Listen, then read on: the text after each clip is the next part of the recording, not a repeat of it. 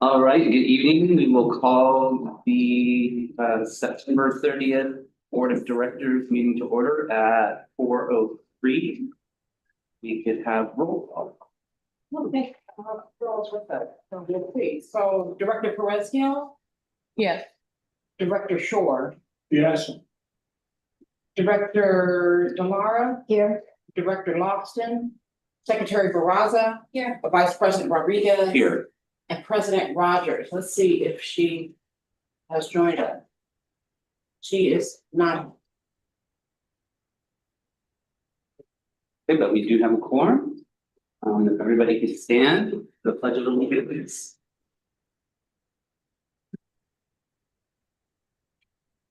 Ready, begin. Pledge allegiance to the flag of the United States of America and to the republic for which it stands, one nation under God, indivisible, with liberty and justice for all. This time I would entertain a motion to approve the agenda. So moved. You, second, Second. thank you. Any discussion? All in favor, say aye. Aye. Any opposed? Abstentions? All right, we'll move on to item number D, which is public comment. At this time, comments from the audience may be made on items not listed on the agenda that are of public interest and within the subject matter jurisdiction of the district. The board has a policy of limiting speakers to no more than 3 minutes. The board cannot take action on items not listed on the agenda. Public input may be offered on agenda items when they come up for discussion and or action. Do we have any public comment? There are no public comments online, or are there any public Any comments public comments in the room? for items not listed on the agenda? There are none. Right, not seeing any, we'll move to the consent agenda. Does anybody want to pull an item? If not, I'll entertain a motion to approve the consent agenda. So moved. Second. Thank you. Any further discussion? Is this roll call or just voice We vote? do need a roll Yeah. call, please. So President Rogers is not here. Vice President Rodriguez. Yes. Secretary Barraza. Yes. Director Logston is not here. Director Delara. Yes. Director Perezkiel Yes. and Director Shore. Yes. And just one moment. Thank you, Century. So the item for the activating inclusion has been approved. As well as Larry Walker, who is with us as well. Thank you, Larry. Our board has approved the governance agreement. Great. Do you need me to stay on then, or? That's up to you. Well, I'll let you go to your business, and just with a lot of gratitude and looking forward to the work ahead. Thank you very much for joining. Thank you. Cartoonation. All right, we'll move on to item F, which is presentations, and the first one is the Healthy Desert Healthy You Environmental Health Summit. As Mr. Hawker here. Hello, everybody. So thank you. Just want to say President Rogers, Board of Directors and the staff of Desert Healthcare District and Foundation, thank you for giving me a couple minutes to give a recap of the Healthy Desert Healthy You Environmental Health Summit. Obviously, it's a team effort. We all worked really hard to make it very successful. As a producer of the event, my role is really to organize all the teams, make sure the budget stays in check, signing all the contracts with all the vendors, and really implementing the event on site. Just to give you some rundown by the numbers, sponsors this year, we had 14 in total. Desert Healthcare District, of course, being the presenting sponsor, and we were able to get $75,000 in additional funds to help support the event. Registered attendees, we had 345 this year, which was up about 120 from last year. We did, for our tours, we had wait lists for 5 weeks. And we actually chartered buses to go to different facilities, the wind farms, the Sunline Transit hydrogen splitting facility, and others. And what was great about that is it gave everybody an opportunity to see things that they wouldn't normally see and be, in an environment that really educates and inspires people. Vendors who attended this year, 30. We had two great, incredible artists, Warner Graves III and Scrap Gallery, which was an interactive type of, you basically take garbage and you make it into art, and it was really inspiring for a lot of people. This event is completely accessible. We do Spanish translation, we do ASL, and then of course, the facility is completely accessible it's basically all flat. One of the things that we did this year, we expanded on what we did this last year, is Alejandro, Gracie, and Sergio came up with an idea to do Pigeonhole. It's an app where you can actually register people to not only ask questions, but also do a post-event survey. So we did a survey and actually at the event, we had on the boards as well as a QR code on these big boards. And in total, we had 218 people who did the summit survey, which that's a pretty dramatic number. And then 57 who did the post-tour survey. And just if you would give me the opportunity, I just want to read quickly some of the responses. You know, when you have responses to a survey, you never quite know what people are going to say. 95% of the people said that overall, they were extremely satisfied with the event. So that says a lot about all of our work in cultivating speakers, which, everybody said this year the speakers were top tier. We had a lot of people from the state that came in and spoke. We had people from a myriad of different organizations that both the Desert Healthcare District as well as, partners that are really invested in environmental health in not only the Coachella Valley, but Riverside and Southern California. I don't think the masses are catching on yet, and this summit is something I see as invaluable. That can act as a platform of ideas and generate those ideas into action. As for the summit itself, I think it can grow according to who comes and participates. The session I enjoyed the most, and you'll love this, is Youth in Action, because a program coordinator working directly with the students, I get to hear from two student panelists who gave me a better insight on how to better engage and retain students and participation and involvement. All the sessions were valuable and inspiring as they addressed important aspects of our current environmental challenges. The variety of perspectives offered unique insights that encouraged collaboration and reminded us of the power of working together and with community members. Health experts, data, and community voices on air quality. It was great having the professionals that reside on the same stage with the residents. You don't see that very often. Each one was more impactful than the last. I learned so much. I was absolutely blown away about the data and how committed each speaker was. And lastly,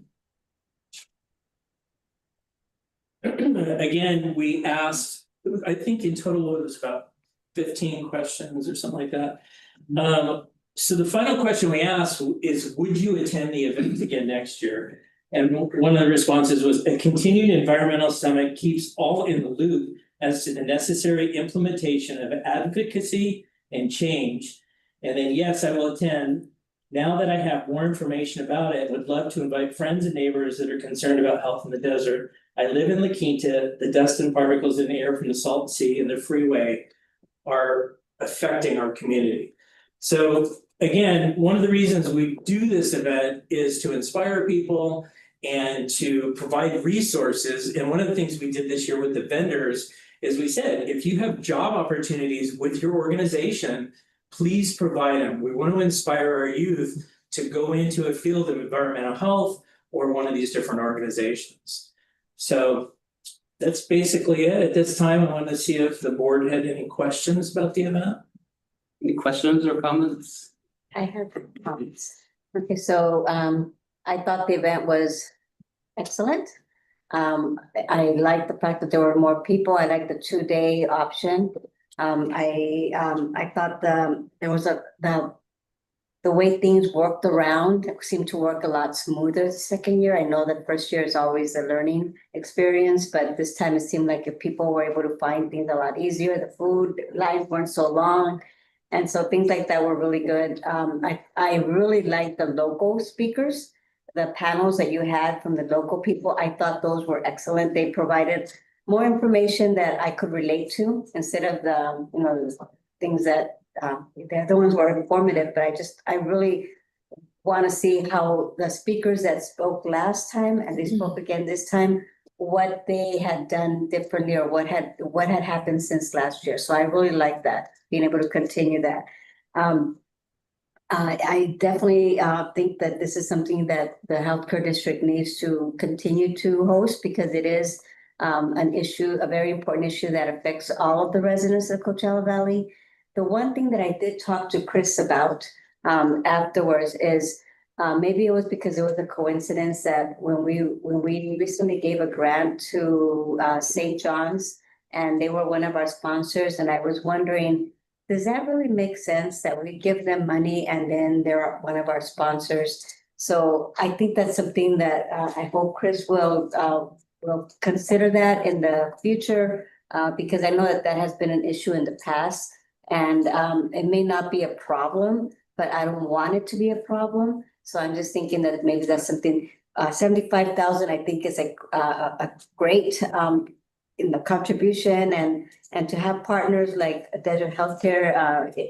I'm sorry, Desert Regional to be part of that, and some of the other partners. It's great to do that, but some of our nonprofits that we're giving grants to, I just don't think that makes a lot of sense. If I could, we actually talked about that. And we did not pursue them. They actually came to us and they said, we really want to be a part of this. We want to have a booth there. We want to, have every opportunity to do what we, to get the information out. So there was a conversation prior to that to make sure that we didn't go after people that we were giving money to already. Again, I think that I'm just wondering, maybe we shouldn't do it even though they were. But that's something that the board can decide, so that was my only thing. Congratulations, everyone, staff. I know that that this was a team effort, and thanks to our CEO for his leadership through this, so. Yeah, thank you. And if I may, just to follow up with your comment, Director DeLaura, and we did talk about this, and as Jeff had indicated, we had told them St. John specifically that we were not looking for sponsorship monies from any of our grantees. And like Jeff said, they insisted. But if the board maybe it's a good time for the board just to give some direction now. If you prefer that we do not accept any monies from grantees for sponsorships, we will certainly abide by that. But I under the circumstances, I felt that we did not solicit and that we accepted after St. John's persistence in participating and providing funding. So if the board would prefer that we don't accept any funding, we're certainly willing to comply with that. Yeah, that's the two. No. Money will. I thought it was an amazing event. I didn't go last year, so it was really nice to come. I'll just echo everything actually Letty said. I will disagree on the sponsorship thing. Many organizations that I've worked for that have given money to other organizations. Some of those organizations have the capital and actually have budget line items within their budgets to sponsor events. That also brings a lot of recognition to those organizations. I don't think this is something we have to decide on tonight, but it might be a discussion in our, even in our strategic planning aspect as well, so. Any comments from the public at all, or? Yeah. We have a Staff or? we have a short video, Greg. Oh, okay, Yeah. yeah. While Andrea loads that up, I think it was, working with Hawker Productions, it was great, I think.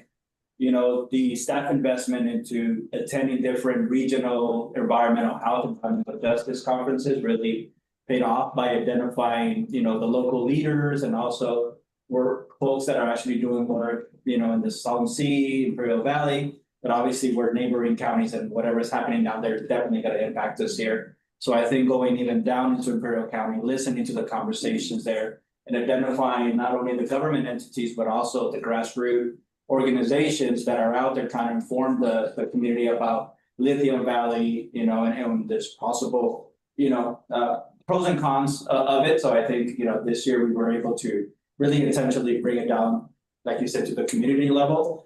And part of the, feedback that we got last year, that they wanted to hear more community member voices versus technical experts, researchers. So that's why we included the community panel, the community residents that are being directly impacted by poor quality in the eastern part of Salem.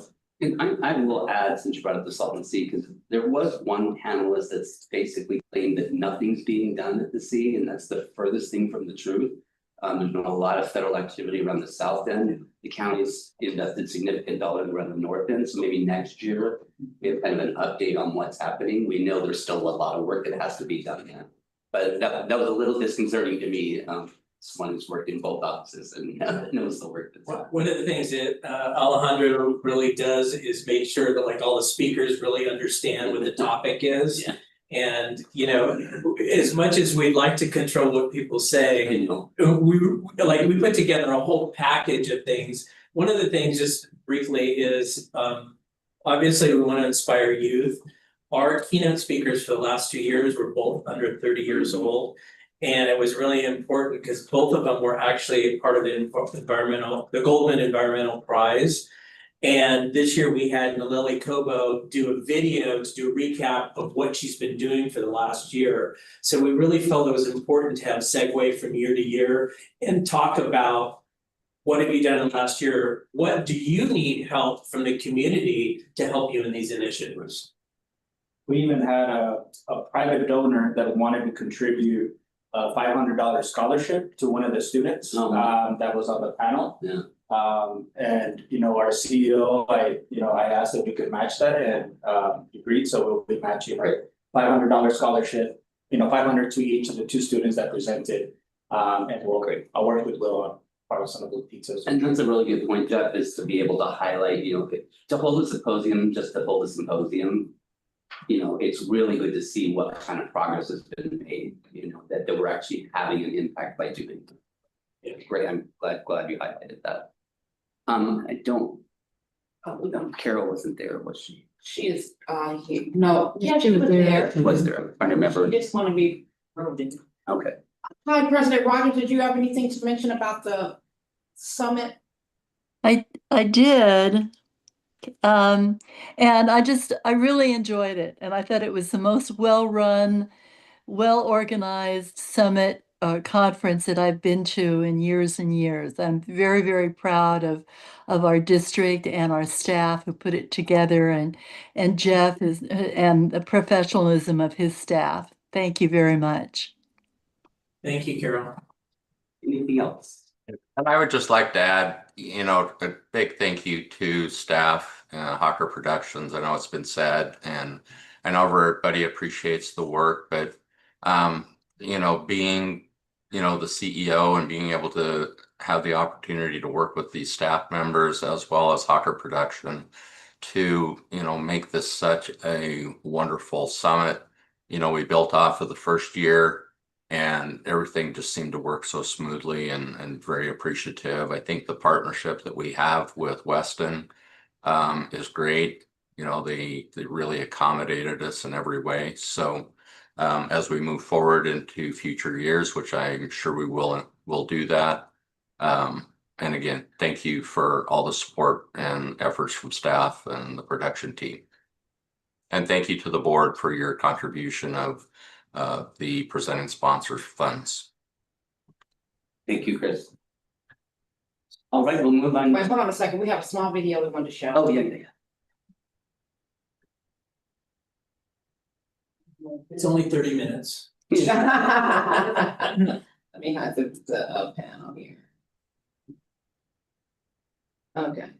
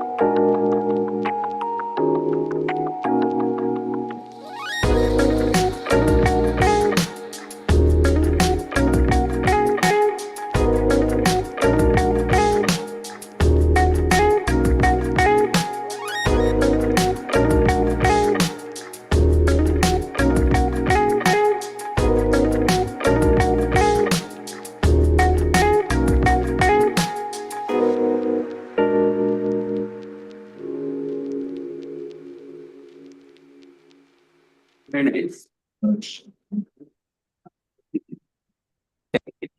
Thank you, Andrea, for assembling that. That's a great video. All right, we'll move on to item number F2 under presentations, and that's Lift to Rise 2-year milestones report. Is Heather giving that? I believe Ian is, Or Ian. and this is in response to when the grant was first approved 3 years ago for $900,000, and Director Delara asked after every year we give a milestone report. So this would be progress report number 8, ending of year 2. They have one more year to go. So we asked them to put a presentation together to update the board on the progress they've made on this grant. So Okay, very good. All right, Ian or Heather, whoever's kicking it off. Hey, Heather. Hi, everyone. Yay, we're sharing slides. Can you guys see our slides? Yes. Okay. Thank you, Donna, for the introduction, and thank you, Donna and Erica, for reaching out and offering this opportunity per Director Delara's request, as she said, to update you all on our progress and the milestones we've made over the last couple of years. I'm just going to start with a brief introduction and then pass it over to Ian to talk about the progress we've made and the milestones where we're at right now. I do just want to say I think this is something, and have been in communication with Chris and staff, that we are embarking on our action planning process, which I know you all know we do every 2 years, and many of you are a part of, to set a 2-year action plan. And we also know and are grateful to participate in the district strategic planning process. I think this goal from the district's last strategic plan, under which we applied for this grant that we have from the healthcare district, I think you'll find as you go out into the community and listen to folks that this is really at the heart of what folks are facing right now. And it's strategic plan goal 5 to be responsive to and supportive of community initiatives that enhance economic stability. We all know we could all think of 15 things off the top of our heads right now of the ways that folks are impacted economically, whether that's by Medicaid cuts, increased inflation, increased cost to families, and all of these things have an economic impact on folks existentially in their daily lives and what's happening. And that draws down resources from other things that they need to pay for their families. And ultimately, we know that really puts folks' health at risk. And so I won't list off all the strategies here. I think we all sort of collectively know in the room that the number one reason that people enter homelessness and become unhoused is when they can't afford their rent. And Riverside County has done a terrific job in reducing the number of folks who are unhoused over the past couple of years. We're in an economic moment that's going to really rattle a lot of the work that we've collectively done. And we're seeing that we're making progress, and we really have to double down on that progress. So I just wanted to highlight from the start that this goal is really important. And we know that as we listen to the community, as the district listens to the community and partners, that folks' economic precarity and their ability, that's why Lift to Rise focuses on housing, their ability to stay housed is at the heart of folks' overall well-being. So I'll pass it over to Ian. We're just going to run through the progress we've made and some of the milestones. We have a longer deck. We won't bore you with it. If folks want to go through it, we're happy to go through it. That sort of fleshes out exactly what we're doing right now. And then we'll try to leave a minute or two for questions, but we'll be fast. So I'll pass it over to Ian. Thank you, Heather. Just for 1 second, just introduce Sure. Chris Granados is here as well, who is Sorry. Oh, yes, please. CEO of Lift to Rise. So just Sorry, Chris, I should have done that. That's okay. I'm Crystal Granados. I'm the Chief Operating Officer of Lift to Rise, and happy to be here today. For like 4 weeks now? 3 months, Oh, right? God, that Time was- flies. Thank you for doing that. And I can't see Crystal in the room. So thank you. Ian, pass it to you. Hi, everyone. Thank you so much for having us. We're thrilled to be here to let you know on sort of some of the impact that we've been able to achieve as a result of the funding that the healthcare district has provided. I just wanted to start it off by sort of breaking it down into the 5 different categories of goals that we set in our grant. So the first is really around driving our shared regional agenda to significantly increase the supply of affordable housing in the Coachella Valley. The second is around securing greater regional community investment through our revolving loan fund, our Catalyst Fund. The third is leading a regional, state, and federal advocacy agenda that shapes our local policy landscape to enable more affordable housing development. The fourth is really around engaging and educating and activating the leadership of local community residents and officials. And then the fifth goal that we're working on in this grant is strengthening Lift to Rise's internal capacity to be a backbone organization that coordinates all of this work alongside our many partners, including the healthcare district. So I have a couple of slides here. These are really broken down into those 5 goals that I just talked about. The stats that you see on the slides are reflective of our 8th progress report, which I believe is in your packets there. And in terms of timing goes until May 31st, 2025. I'm not sure if you all received the full slide deck, but the rest of the slide deck also includes information about our broader work up to yesterday and contextualizes what the healthcare district's funding has enabled in terms of overall broader impact within our work. So just in terms of the pipeline, as of May 31st, the pipeline grew to almost 8,400 units. And as of yesterday, when we did a calculation, we're at over 9,300 units in the pipeline. We've continued to work with our partners to advance non-traditional development opportunities. So working with, instead of just cities, working with folks like churches, utility companies, school districts, private landowners to unlock opportunities for development. And one of the things that we've been working on, supported by this grant, which really is going to help unlock more affordable housing, is around infrastructure, specifically power infrastructure. There's a lot of issues that the Eastern Coachella Valley has been facing specifically on this issue. And with our partners in the Housing Collaborative Action Network, we've launched an infrastructure pipeline and a group that's specifically dedicated to tackling that issue to unlock more affordable housing in those affected areas. Second goal is around Catalyst Fund. So we engaged in a big effort to get funding for the Catalyst Fund from the state budget last year. It's a very constricted budget environment. So Heather kind of referenced that in her intro. It applies to the state of California as well.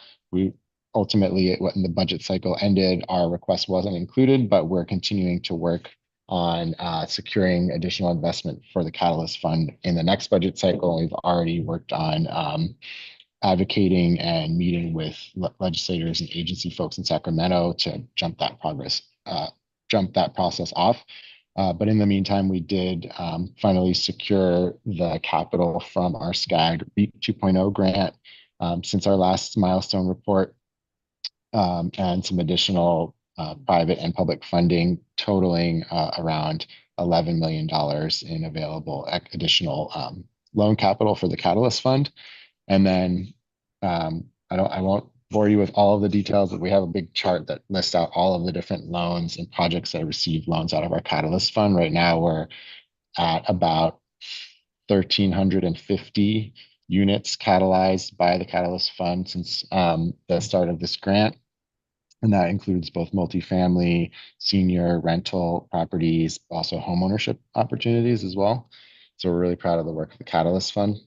On the third goal, around policy change, so I had mentioned we have been engaging legislators and folks at the agencies in like housing and community development and business, consumer services, and housing at the state around not only just resources for the Catalyst Fund and for our region more broadly for affordable housing, but also for statewide legislation that is moving that could help increase the supply of affordable housing. For example, the Affordable Housing Bond Act. We've also been working with local cities and developers on technical support, technical assistance around matching cities and the land that they have with developers that would be good fits for those lands, and also assisting developers with financing and funding applications for from state sources. And then we're continuing to advocate at all levels of government around better alignment between health and childcare strategies associated with affordable housing.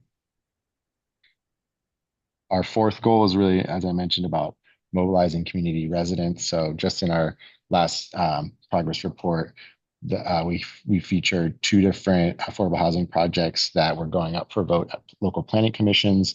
We were able to mobilize about 100 folks in total to each of those planning commission meetings, whether in person or through submitted comment letters. Both of those projects passed unanimously out of the planning commission. I think it was due in large part to the community support.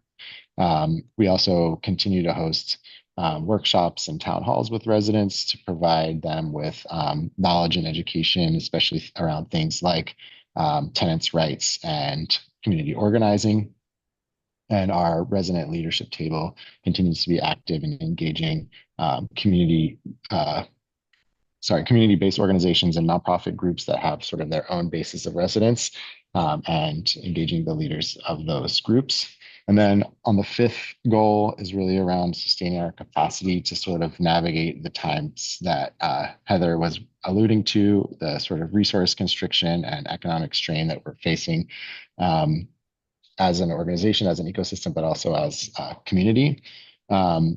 This really has to do with sort of building up our capacity as an organization that can hold this work together. But it also includes sort of our communications work that we've been doing. We were happy to be featured, and you can see here on the slide on the front page of the Los Angeles Times a couple months back.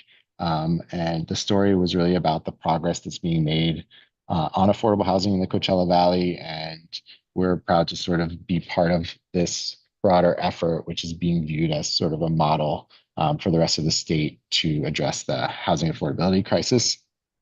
And then we've continued to use the healthcare district funds to support staff development, leadership development for our team. And we're tracking sort of the number of residents that we've been able to reach and engage through our communications efforts as well. And that continues to go up as we implement our strategic communication strategy. So those are kind of the 5 goals broken out in terms of what we've been able to achieve.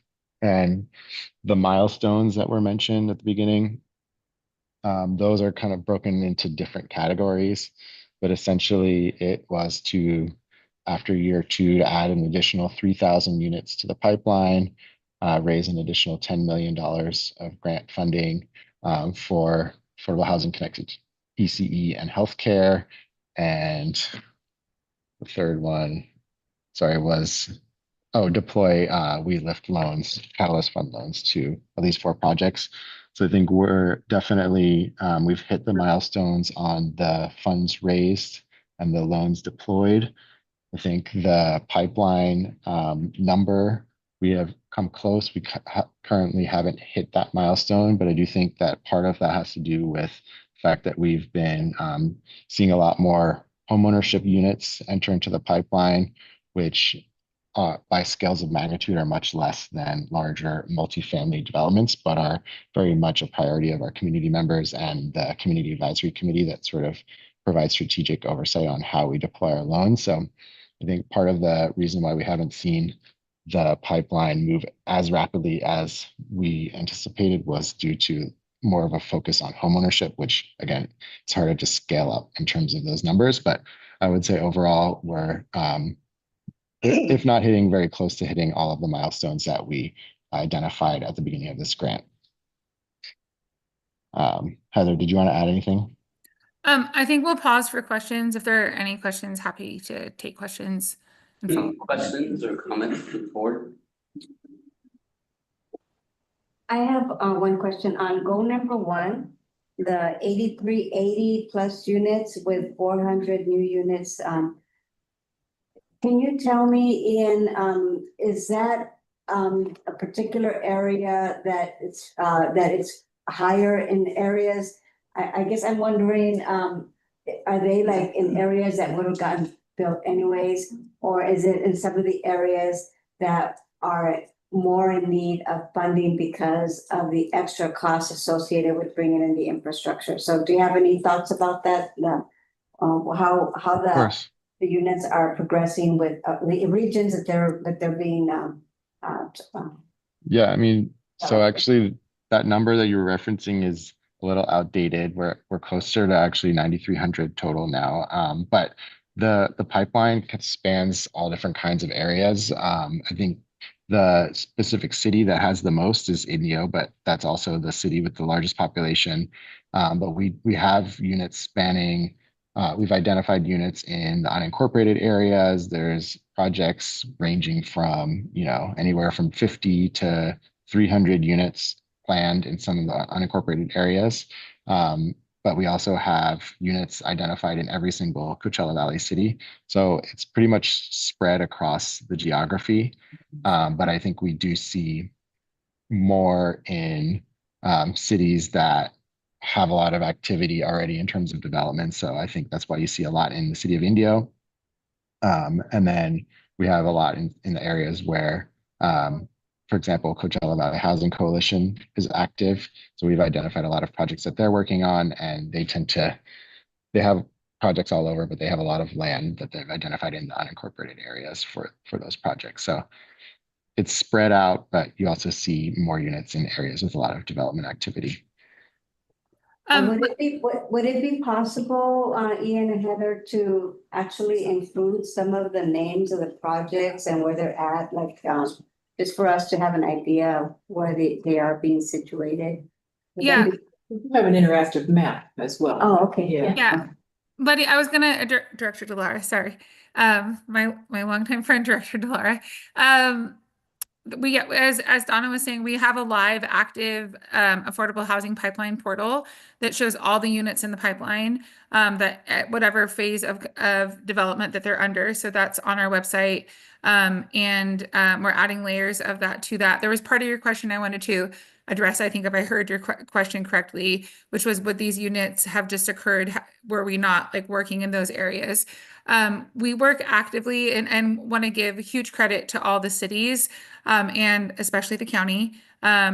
We work actively, we work every single day with our partners at the county to move projects forward. We work almost daily with the cities, and it really depends. Different cities rely on us for different forms of technical assistance, and we work with developers. So without naming names, there's many projects that you all are aware of that are experiencing infrastructure issues. One project specifically is an issue that has a ton of funding on the line, including an investment from Lift to Rise, from the Catalyst Fund, and it's experiencing an incredibly expensive infrastructure issue that could shut the project down. So in that case, our role is connecting relationships. So we're connecting the nonprofit affordable housing developer with the key folks at the state, at the county, at the cities, facilitating conversations and doing background work.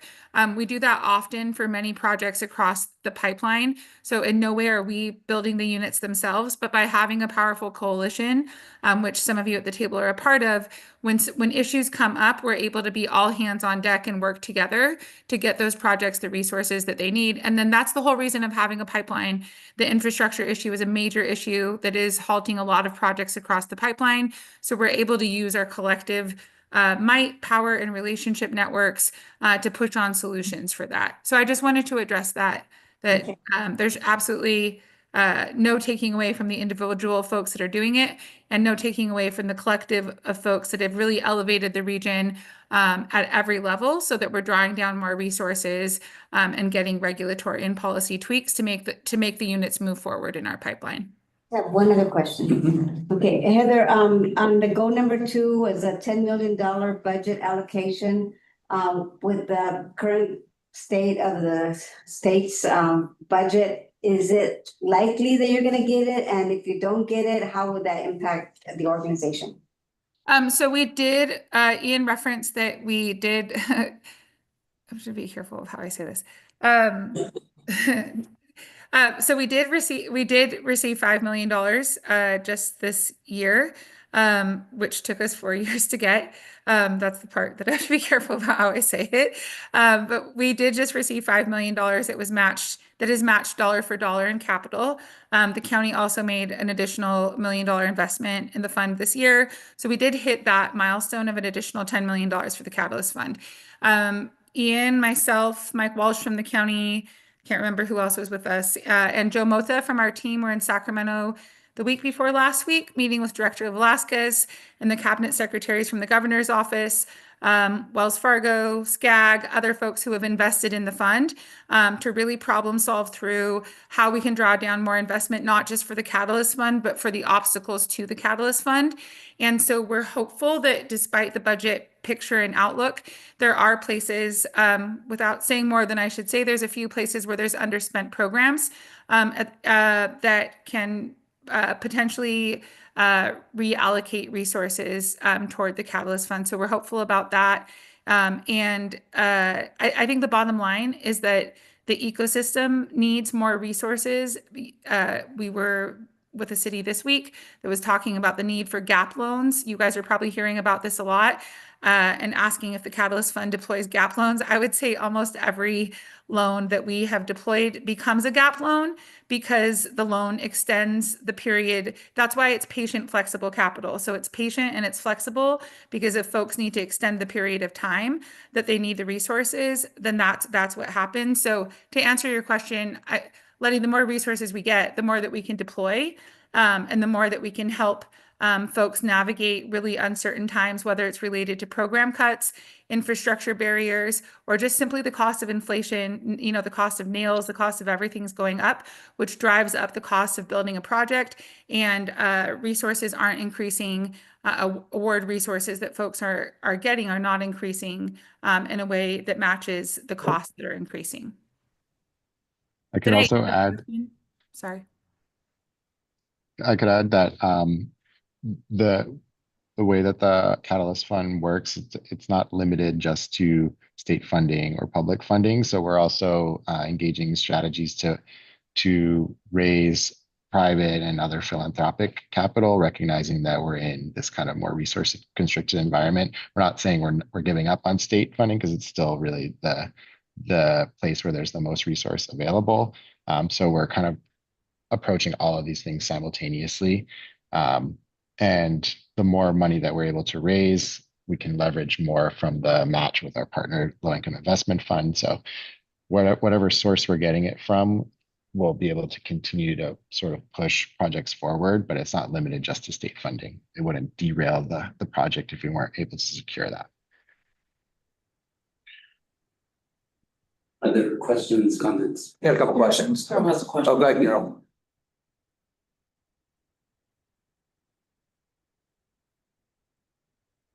Carol, go ahead.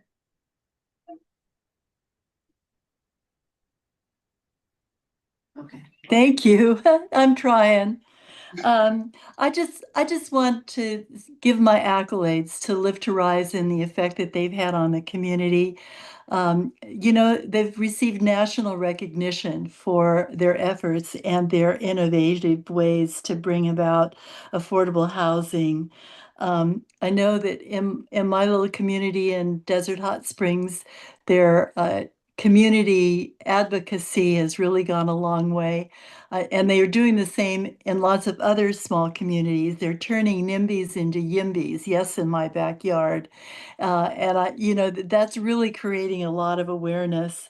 And the other point that I really appreciate about their efforts is how they're able to bring about the developers, the nonprofit developers out there with the community people, community folks that are committed to affordable housing. That's had a huge impact. And the way they're able to use their revolving fund. I know that at one time I was involved in a women's bank overseas where we provided loans to women to start small businesses, which were repaid. And this, you know, this is just the same model, but on a grander scale with much better results. So I really applaud what they're doing and want to stay involved as long as I can. Thank you, Carol. Dan? Couple questions. What are your three biggest hurdles now to delivering more units to the Coachella Valley that you see? This is a public meeting, right? So everything is public. Yes. Okay, just double checking. I think that the biggest obstacle is that that people don't care enough about people and folks are greedy. And so, especially in a time of economic constriction, it's easy. We see places across America, which is why, and thank you, Director Rogers, for that comment, which is why I think that the advocacy work is so important, because when it comes down to it, folks make decisions in their best interest. We see that in jurisdictions across America, not just in California or in the Coachella Valley. So I think one of the biggest obstacles is that folks don't see housing our neighbors as our collective responsibility, and we can easily point the finger to everyone else. I think that's an obstacle, because I think when you don't have clarity about the problem that you're trying to solve and the stake that you have in it, then it's easy to say this is too complex, this is confusing. Polling shows that folks don't trust government to solve the problem, and they don't trust institutions to solve the problem. So I think that's obstacle number one, and it's not a technical answer, but I think it's the truth, because we're not dealing with the weather here. Like this is a human created problem. There's plenty of land. When y'all are in a plane and flying in the sky, you can see there's plenty of land, there's plenty of money on planet Earth, and there's plenty of money in the Coachella Valley that folks put their resources to the things that they care about. So being candid, I think that's obstacle number one. Number two, I think the obstacle is and sorry that my lighting's weird and it looks like I'm like shrinking into a cave. I'm not, it's just my lighting. I think obstacle number two is the massive cuts that we see at a federal level that also impact us at a state level. And we see things like tax credits and other things, the high need for permanent financing and the shrinking of where those resources are coming from. And that makes it difficult for projects to pencil out. And then the third one, and Ian, if you want to add or disagree with anything I'm saying, I would say the third one is that we have built, like Carol said, such a mighty momentum of folks that believe that we can do this work together differently. But there's some things that we can't do independently as a coalition that require a lot of intervention. And one of those things is infrastructure. And so there's tons of, and Director Delara, I think, referenced this earlier in her comments. Or in her question, there's a lot of projects in the Eastern Coachella Valley, and specifically home ownership projects, that could move forward if the infrastructure issues, and I want to be sensitive to how we talk about it, but if the infrastructure issues that many of the cities and unincorporated areas face were removed. And so that's a huge obstacle to producing housing. But if folks cared more, and if that was reflected in the way that resources are gathered and deployed, and we had more infrastructure, we could solve the problem much faster. Okay. I would echo what Heather shared, and just to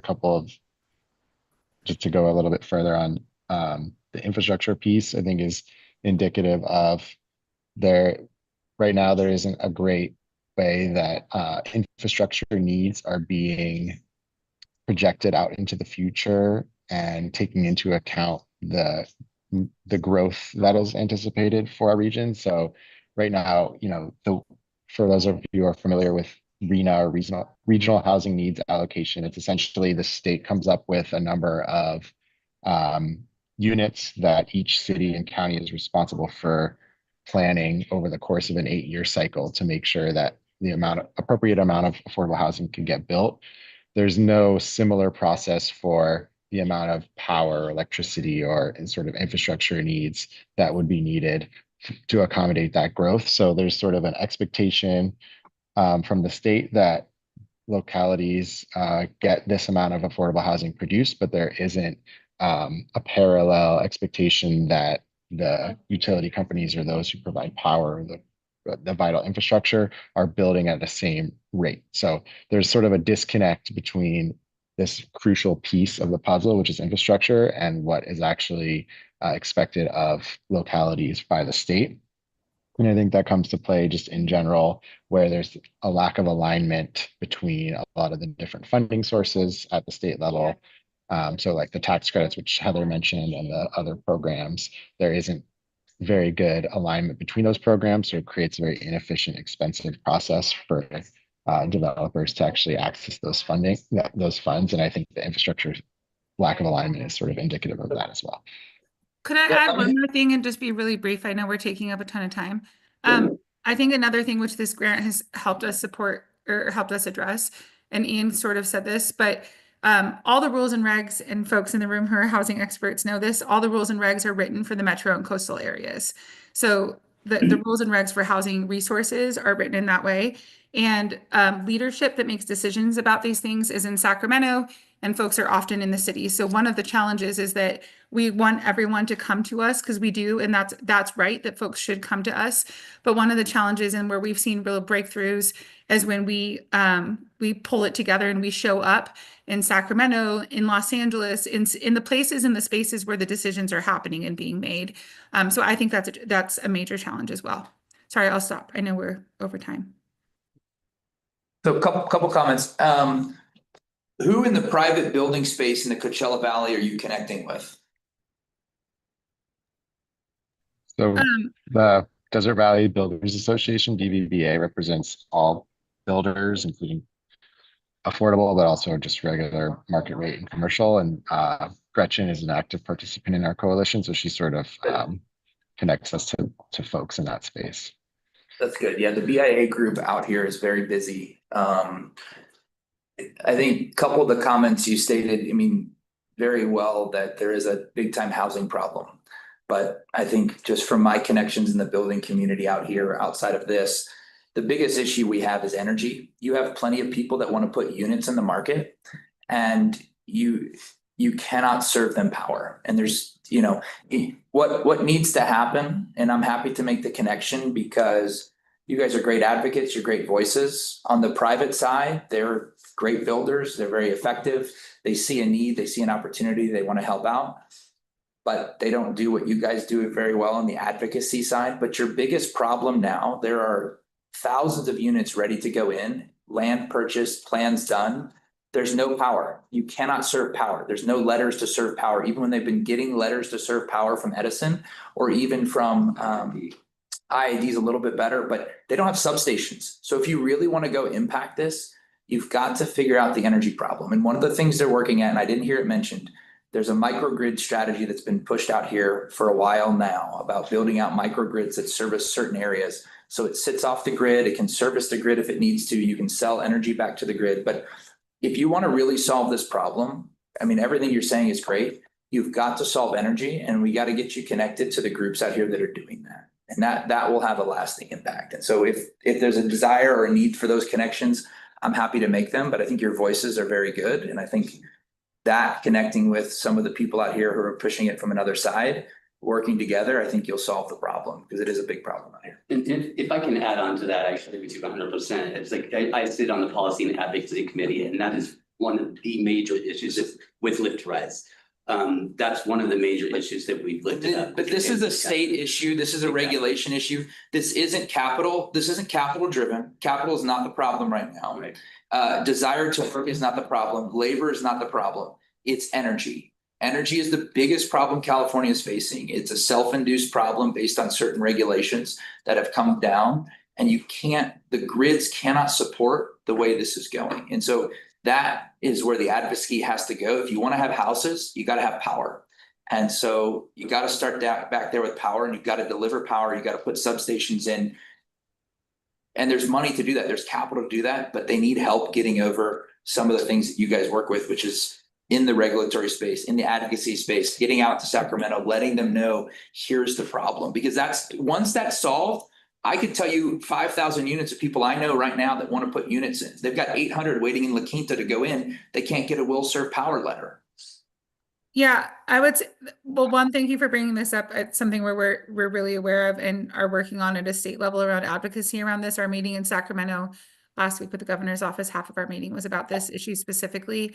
And there's specific, we can't name the folks because it's their projects, but there's specific issues, exactly what you're saying. This is in the pipeline of folks who have aren't able to connect to power. And I know Greg knows a ton about this too, the specific projects that have all of a couple $100 million in funding put together, and then all of a sudden are getting a letter saying they need $20 million to connect to a substation. So absolutely. Build thank a you for listening substation, better. they don't exist. So there's a microgrid. Anyways, let's do this offline, but somebody connect us.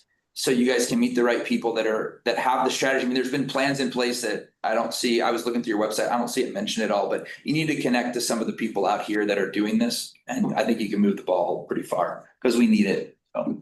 We have a huge Yeah, agenda, let's so I'm go. gonna move us along. But it seems, Heather, you have a volunteer to work with you on it. Yeah, exactly. Awesome. Thank you. Thank you. Appreciate We that. And thank appreciate you for the that. opportunity to provide an update.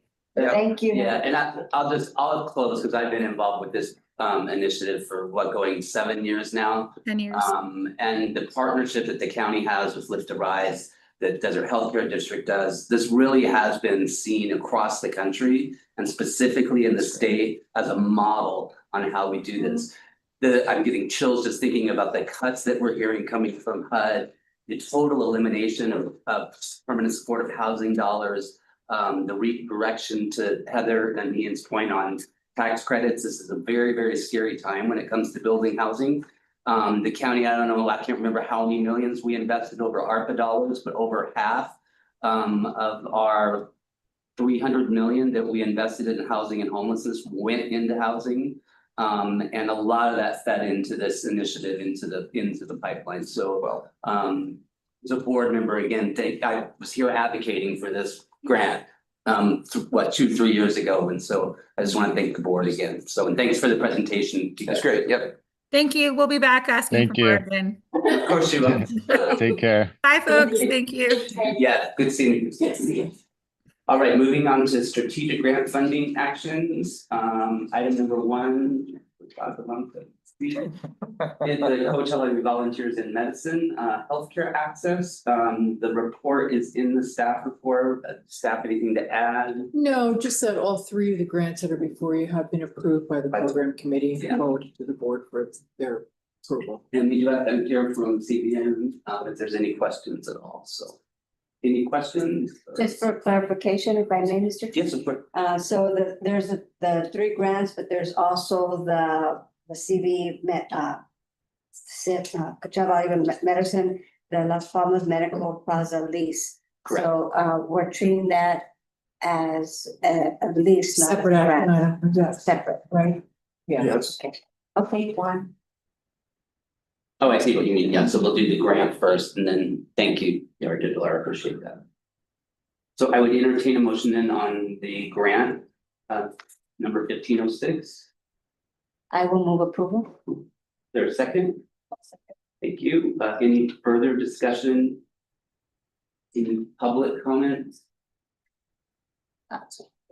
Just my director comment. if I Yeah, may? of course, sorry.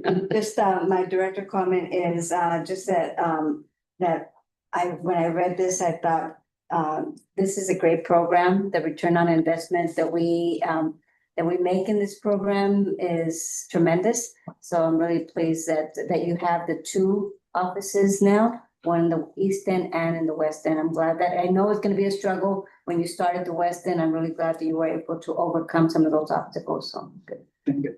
And I'm sorry, any other director comments? Apologize. All right, if not, maybe we'll go to a vote. Okay, President Rogers, Yes. Vice President Rodriguez. Yes. Secretary Braza. Yes.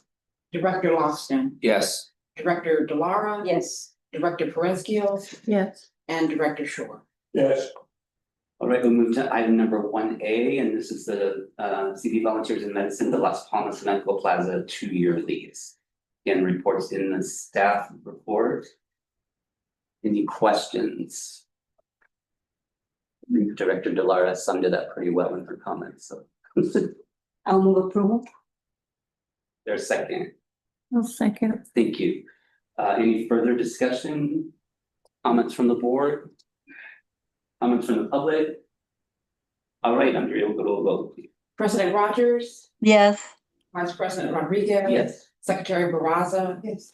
Director Lobster. Yes. Director Delara. Yes. Director Perez Gil Yes. and Director Shore. Yes. All right, moving to item number 2 is the grant number 1515, the Ronald McDonald House of Charities of Southern California. For the Inland Empire Ronald McDonald House Family Support Services. Again, as Donna said, this is approved by the program committee. The staff report, any questions? Seeing any comments from the board?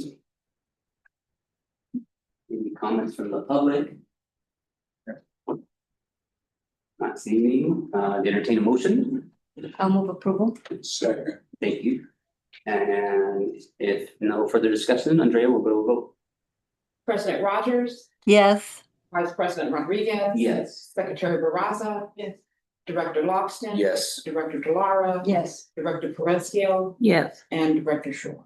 Yes. All right, moving to item number 3 is grant number 1516. This is the Cancer Support Community, Los Angeles Cancer Support Community, Palm Springs and Coachella Valley expansion. In the amount of $33,089. Again, staff report. Any questions at all? I would just like to add that this organization that is expanding into the Coachella Valley, not this particular grant, but what they are looking to do in the future is also cover the gap that was left closing of Gilda's house. Gilda's house? Gilda's house? Or is Gilda's Club? Gilda's Club. Yeah. That helps children. Any board comments? Any public comments? I would entertain a motion to approve grant. Make a motion to approve? Thank you. The second. Thank you. If there's no further discussion, Andrea will move to a vote. President Rogers, Yes. Vice President Rodriguez. Yes. Secretary Baraza. Yes. Director Logston. Yes. Director Delara. Yes. Director Perezkiel. Yes. And Director Shore. My new first name is And. Yes. All right, moving on to reports. Item number 1 is Desert Regional Medical Center report. Mike, since I heard that last week. The full report's in your packet. The things I'll highlight, we had a couple very successful accreditation visits the past month for our pulmonary lab, our CAP lab, survey, which is something that happens in the lab and assess everything we do in there. Great survey by the team. I'd like to give a shout out to our pathology director, Dr. Jolene Abrahams, and our lab director, David Ora. And not in there, but we also had a very successful visit for our comprehensive stroke center with DNV, the accrediting agency, as the Valley's only comprehensive stroke center. They had significant amount of praise for the team under the leadership of our stroke coordinator, Kendall Zaredny, and our stroke medical director, Dr. Hamid Fareed. They were very pleased with the quality of care we provide in and outreach. They thought there was a lot of best practices that they intend to share with their other hospitals. So it was very nice. I highlighted that Michelle Finney is taking a different role in the organization. She's still with us. She's still in the community. Her title has changed to group chairwoman, and she's focused on building out our network, working like that with Desert Care Network, but she's no longer involved in direct hospital operations. And the new person that I'll report to in the new organization's name is Luca Tejeda. Been with the company for about 15 years. We're coming up to the busy community event season. We've done a lot already with various health fairs, things underway. We are also gearing up, one of our highlights is the flag unfurling that we'll be doing here on November 5th, and then our Pride kickoff breakfast. So we're excited for the busy event season. And as far as some of the work at the hospital, things continue with our construction and renovation projects within our cafeteria, within our kitchen, our elevators. And coming up this month, we're excited to say we'll be wrapping up our OR renovations. We're completing our final night OR with brand new lights and everything inside. So we're excited to be done with that. I'll entertain any questions.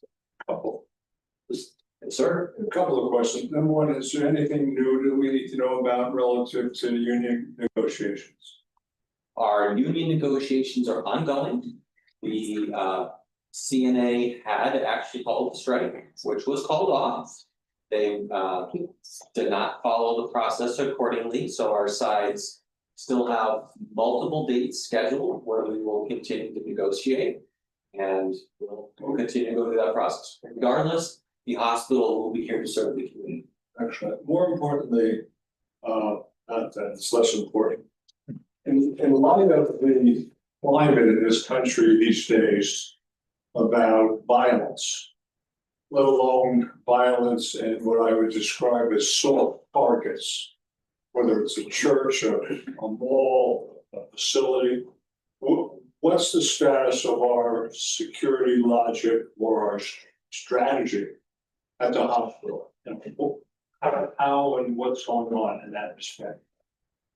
You know, we have extensive emergency management plans on how we would respond to events. We do drills. We actually will be in this by the end of the year doing another drill within the hospital, working out various scenarios that may happen. I had reported here in this year, we have added weapons detection systems, which we had not had before. We added those outside of our emergency department and outside of the front of the hospital. As a means to keep things safer. Are all patients or all visitors screened? All visitors screened. Thank you. Everybody that comes. Thank you. And we have identified folks that have come in with either firearms or knives. When we do that, we have a process on how our security addresses and says, sir, you can discreetly, the system will tell you where on the body the question of item is. The question is, they'll say, sir, we notice you have something on your hip. Sorry, you can't have that here. You need to take it out of the facility. And it's actually been received very well. And then we're also going to be adding crash rated bollards at the front of the hospital and the emergency entrance too. You know, those are longer drives that come down and just ways that we can enhance security. And then we're always assessing our ability to respond and what we have. If there are things we need to update, whether it's cameras or just, you know, strategic placing of that and that type of stuff. Thank you very much. Sure. How much total capital are you deploying in renovations or upkeep this year at the hospital? Roughly, just ballpark. I don't have the exact number, but roughly it's about 20 million each year.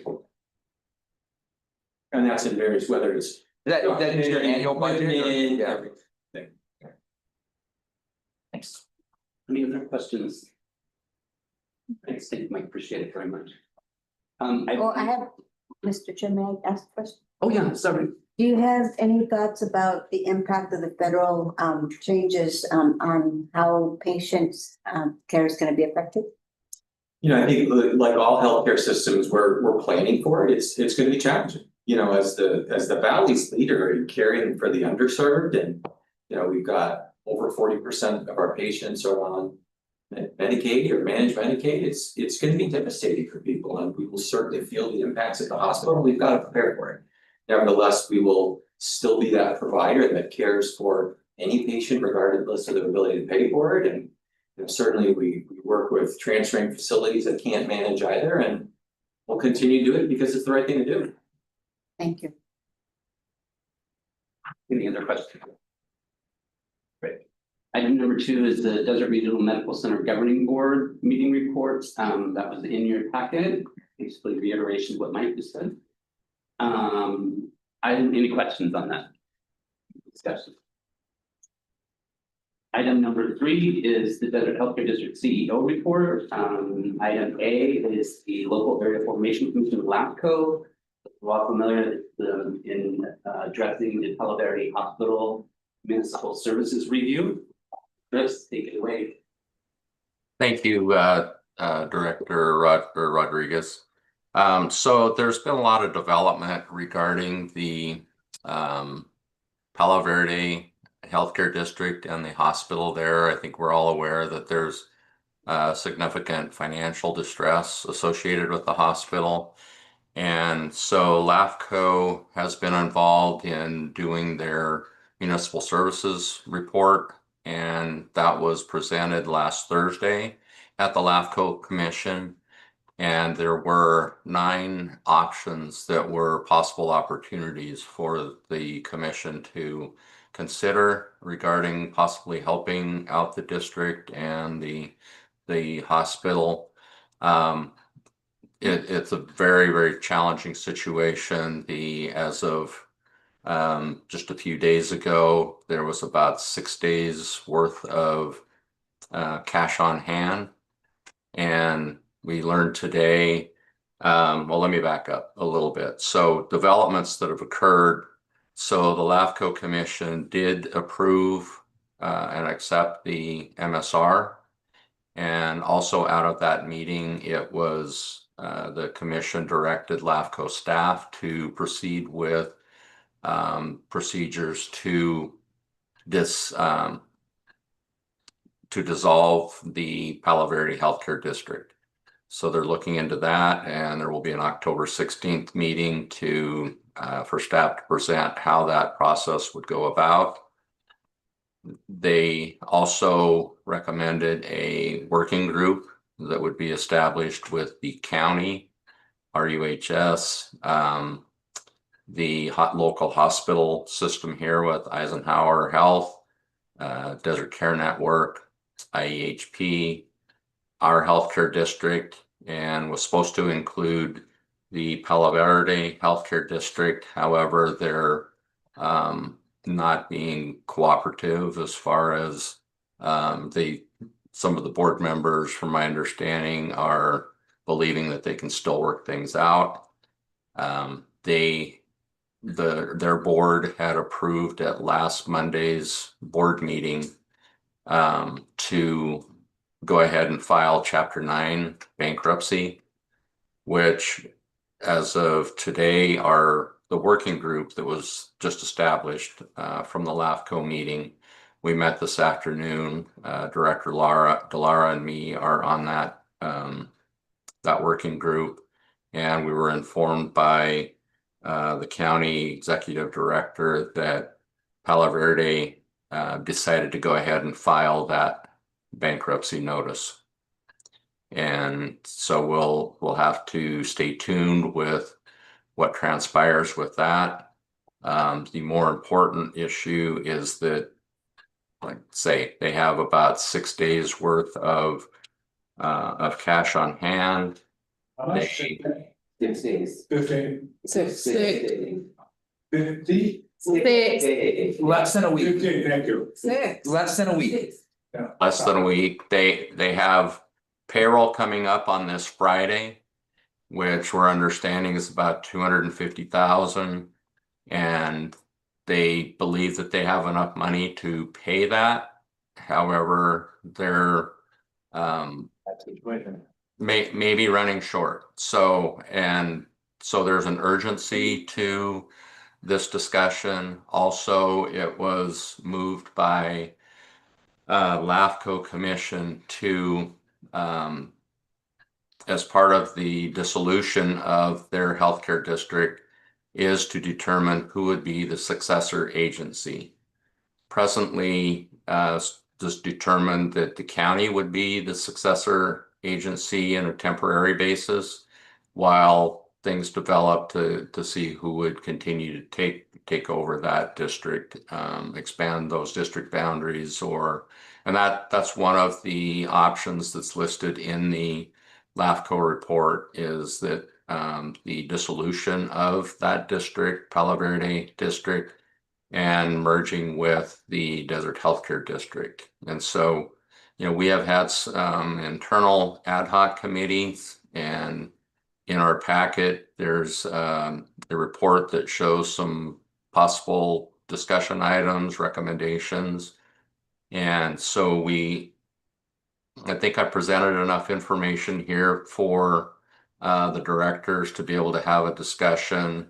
Those that have been a little bit more involved, such as Director Barraza, President Rogers, Director Delara, if you have any additional comments to make for the board to consider as we're discussing. But I do believe that the intent of LAFCO would be for our healthcare district to consider playing a role, whether that's to expand and absorb that district and the residents there under our purview, our sphere of influence. But those are topics, suggestions that our board will need to consider as we move forward in our discussion this evening and also into the future. Because the idea is to keep they've discontinued essentially all services except for emergency services. And that's what's at threat right now, is that their emergency services would discontinue soon. And so there's got to be a way to figure out collectively, and that's what I've emphasized, is that this, whatever we're doing is a partnership, that our healthcare district doesn't get, we're not the ones to rescue and then be left without support. So anyway, I will turn that over back to the board for discussion. Director Delara, anything to add? Chris, I think you did a good job in summarizing everything. And today's meeting, I was really pleased to see that the county is taking their responsibility seriously as to being the lead agency. And I know that they have concerns about the financial aspects of it, but they also made it very clear that they have, the number one interest is the residents, the patients that need the care there, and that they know that they will step up, and that they have stepped up. So I really do want to thank Supervisor Manuel Perez for giving them that direction, and that county are stepping up. I was amazed by their efforts from the different departments that are really impacted here, and the different hospitals. Tenet was there, there's Michelle Finney was there, Eisenhower, and also a hospital from Arizona, that they're all asking the question, how can we help? And so they're all stepping up, and I was pleased that they were doing that. And Chris did say at one point that he was going to be sharing the information, and that we have also the same concern and the same interest in the residents, and knowing that we have a role to play. What that role may be is for the board to decide in the future, but recognizing that they are connected to the Coachella Valley, and that there is an impact here. And I think that we're just going to continue to participate in those meetings that are very, very quick and to the point, and we're really looking at solving the short term, the emergency issue right now. Besides the 6 days, I know that causes us a lot of concern, but there are things that they're looking at exploring, ways to make that work and stretch out. And then the next step of the permanent solution, I think that's where the district might have a role to play. But I would really, again, thank this county for stepping up, and for really looking at triaging the situation, and looking for really permanent solutions, so that we don't have to be, the residents don't have to be dealing with this issue, indefinitely. It's been plaguing the community for too long, and I'm really pleased by how the county's handling this. Actually, I'd be interested to hear what my colleagues on the board would have to say or add, or influence. As for me, echo Becky, and then also the report from our chair, the ad hoc committee. I think we have a responsibility to help a neighboring district at what expense, or that's not for us, or I don't think we're in a place to make that decision. I think this is going to be, if I'm not mistaken, the first opportunity that we get to discuss it within the full board. So I'm very interested to hear what colleagues have to say. Director Rogers, did you want to add anything?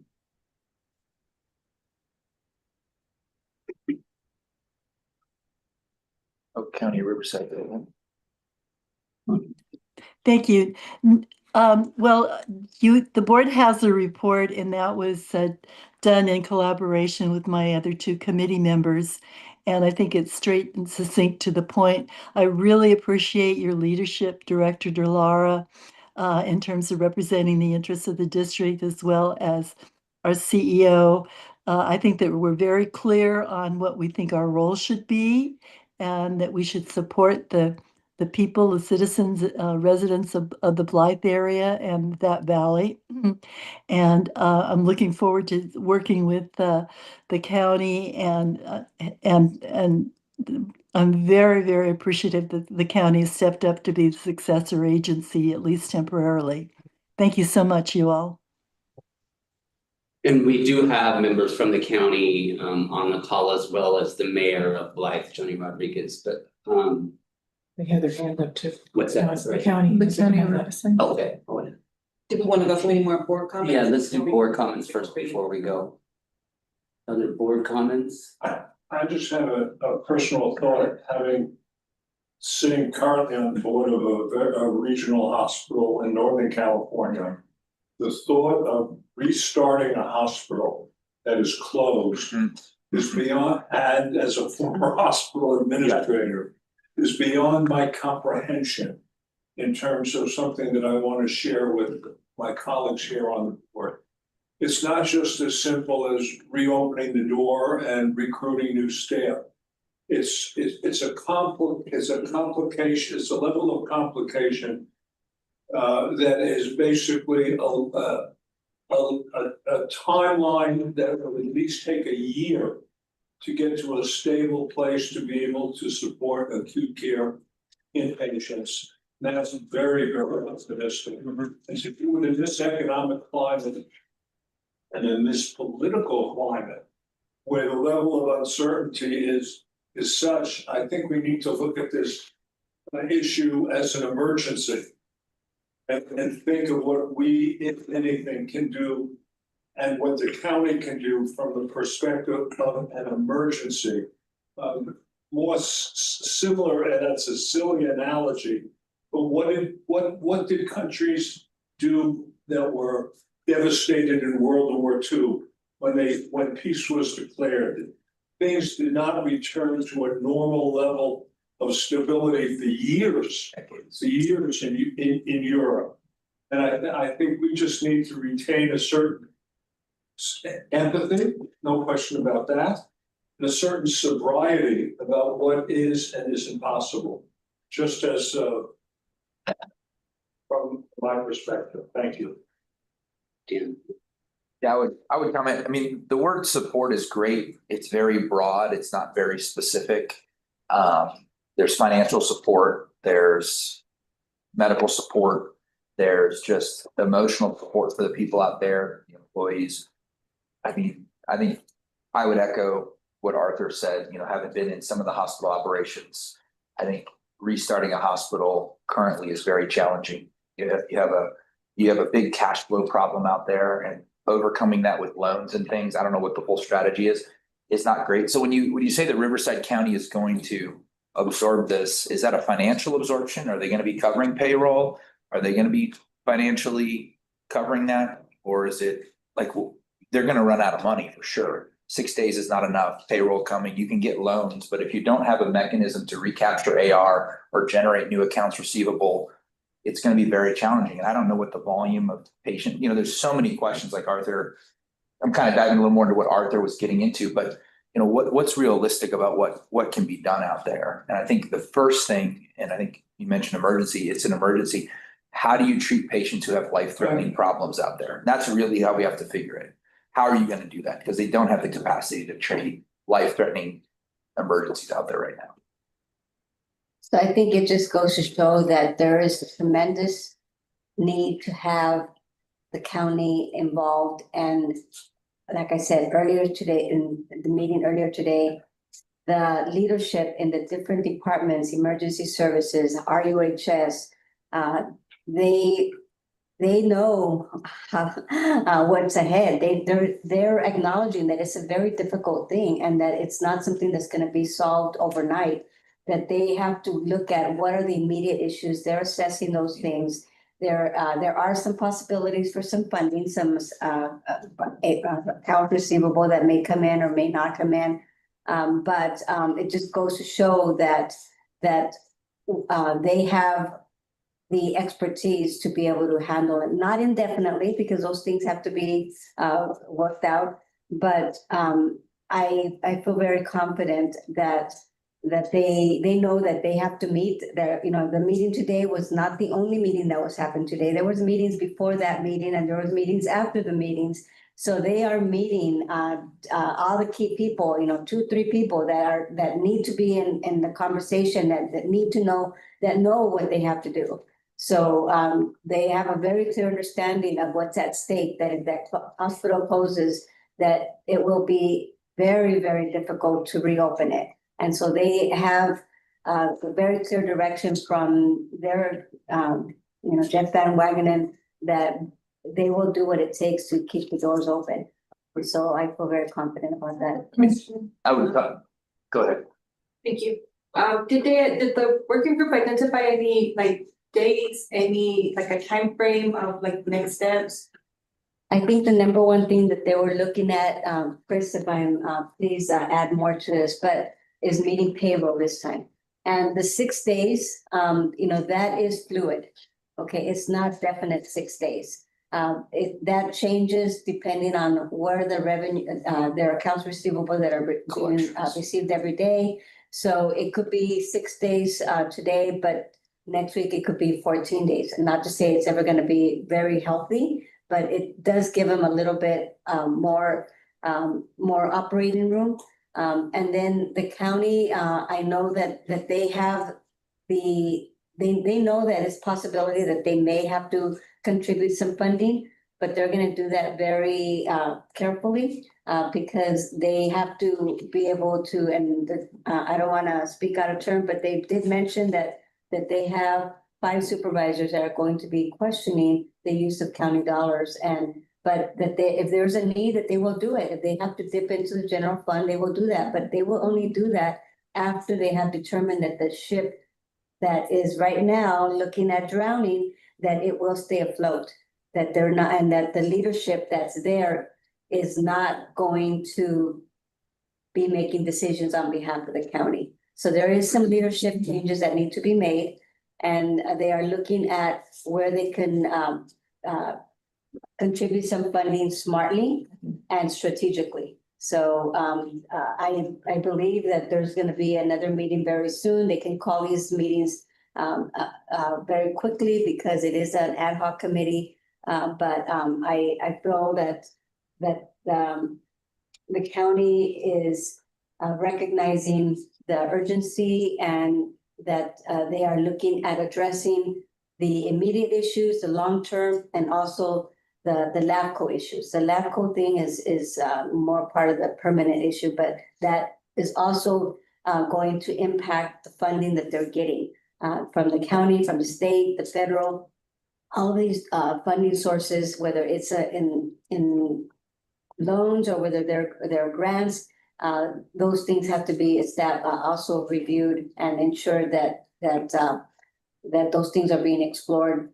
But there's a lot of work that they're doing. They're unpacking everything and finding out that things are not where they need to be. But they are learning I think as they are getting into that, they are learning more and more about the reason why they need to do this even more. As I have people coming from Riverside going to Blythe to learn what's going on in the emergency, what's going on with the services. I think that they are learning that they have to do this, that there's the 2-hour drive from here over there and the 3-hour drive from Riverside to Blythe. And if somebody is in life and death situation, they're not going to make it. So I think that's the reason why they're coming from that place, putting themselves in the place of all of these residents that are out there, that they know how important it is, and they really do have a strong interest in making sure that there is a solution to this. So because of that effort, I think that we owe it to also be part of this, to continue to be part of looking for a solution, short-term and long-term. Because as Chris said at the end of his remarks earlier, that we all have a role to play. The county, the healthcare district, the state, the city, that we all have, it's going to require all of us, even the hospitals that were there. They didn't have to be there, but they chose to be there because they know that this is important, that this is, that if they don't step up, that there's going to be serious consequences. So I think that is something that I felt like if we're here is that stay tuned. But just know that there is going to be a lot of questions that we have to have answered before we know what our role is going to be. But I think we need to be in this as we go forward. And I'm really glad that Chris is asking questions and participating and just in sending the message that the district is thinking about the residents, that we are a compassionate entity. But we are also have a responsibility to ensure that our resources are spent smartly and in the best way possible. Don't any other questions? Yeah, in any of these meetings, I know there is a healthcare workforce shortage, but have any of like the other acute care hospitals say like they would donate their staff to go and run the emergency room on a rotation type of basis, just for going as? They're looking at learning what the situation is right now. I think that's what they're doing, is they're learning, and they have actually staff that's gonna be going out there to assess. That's what they're doing right now, is assessing. Staff privileges, there's a whole lot of. If it's an emergency, wouldn't that be something that would be, like you Depends what the regulators say. I just work in the space, like when you for have me, natural even, disasters and you're bringing doctors and stuff from all over, I think all that stuff gets waived, doesn't it? Just good question. So, I wear two hats in this situation, so I will say that when the county first found out about this, we established 3 working groups that addresses, you brought up the workforce situation. So immediately addressing the layoffs through our workforce department. And then there was a social services support group, so any services that the community might need, linking them to services in the county. And then also a hospital working committee, which is kind of where this now ad hoc committee is developed into through the county. A little background too on the financial stuff. The hospital is very lucky right now to have a very capable, what it seems like, interim CFO, who has discovered a lot of unbillables that were not billed correctly. So there is the possibility of ARs coming in primarily through Medicare reimbursements. I'll take off the county hat now because I'm going to leave that to the ad hoc group from the district. But as far as a district member, and I will say that I have worked in the Blythe community since I worked for the congressman. So for over 12 years now, I know that community very, very well. I have made many friends there. I know every single elected official there. Personally, I do want to help them. In what way that is, I don't know yet. I do have serious concerns about expanding boundaries. With the expectation of not having the financial means to run a hospital, which is what I'm fearful for. We all remember that when we expanded the district to the eastern part of the valley, that there was quite an uproar in the western part of the valley about tax dollars, and I think you would see that. So I'm not making a final decision, but I am with Letty on this, sorry, Director DeLara on this, is that I do feel the district does play some role in this emergency type situation. Just in the conversations that I'm hearing, there is a lot of really good collaboration and determination, for lack of a better word, that to treat this like an emergency. There already is some work being done on like sharing supplies, so not necessarily on medical staff, but a lot like what we did during COVID. It's so making sure that the hospital is not having to expend resources on supplies that can be easily transferred to that. So I guess I know we did have someone from the county had a raised hand. Yes, that's. And just says County of Riverside, so I don't know who it is. I apologize. If it's Jeff, I really apologize. It's Amy. Oh, okay. I still apologize, Amy. No, not at all. I'm sorry. I didn't change my name before joining. Good afternoon, directors and Chris. Thank you so much for joining the ad hoc meetings, Director DeLara. I really appreciate you engaging. And I just want to thank the board and Chris for engaging early on in this situation and helping us think through being a part of the solution, whatever that might look like in the future. Supervisor Perez, as Director DeLara mentioned, is absolutely engaged and wants this, to be resolved in a way where the county and other stakeholders are part of a collaborative to make sure that the residents in Blythe are getting the care that they deserve. I think we all share as stakeholders a lot of the concerns, right? Financials, lack of trust in the board, leadership, management. We share a lot of the concerns, but we also share a connection to the residents in Blythe and a desire to see them taken care of in terms of healthcare access. So I just want to thank the board. And if anybody has any questions for the county at any point in time, today or tomorrow, please feel free to reach out to me. Thank you. Thank you. Any other comments or questions from those online or in the room? I'm sorry. So Chris, I guess, oh yeah, Chris has your hand up, but I guess I'm looking to you, Chris, for what's our next steps on this, so. Okay, so you know, I think it's a very challenging situation. I know that. But I think the first and foremost is the challenge in being able to keep the doors open operationally. And so that's going to require some dollars. And I know in our meeting today, they're looking at ways to try to be able to do that. But, you know, the clock ticks rapidly. And, you know, a $250,000 payroll every 2 weeks, plus they have other operating costs. Those dollar needs are going to roll around pretty rapidly. So what there hasn't been a whole lot of discussion yet, and it's the elephant in the room, is where's the grander source of resources going to come from? And is there the possibility that the hospital full operations can be resurrected? Is it going to just be able to operate as an emergency type of hospital? And I assume, not a hospital operator, but I assume there's going to be, if it's just going to operate as an emergency hospital, I assume there's some different guidelines to have to meet for that if they lose the other services.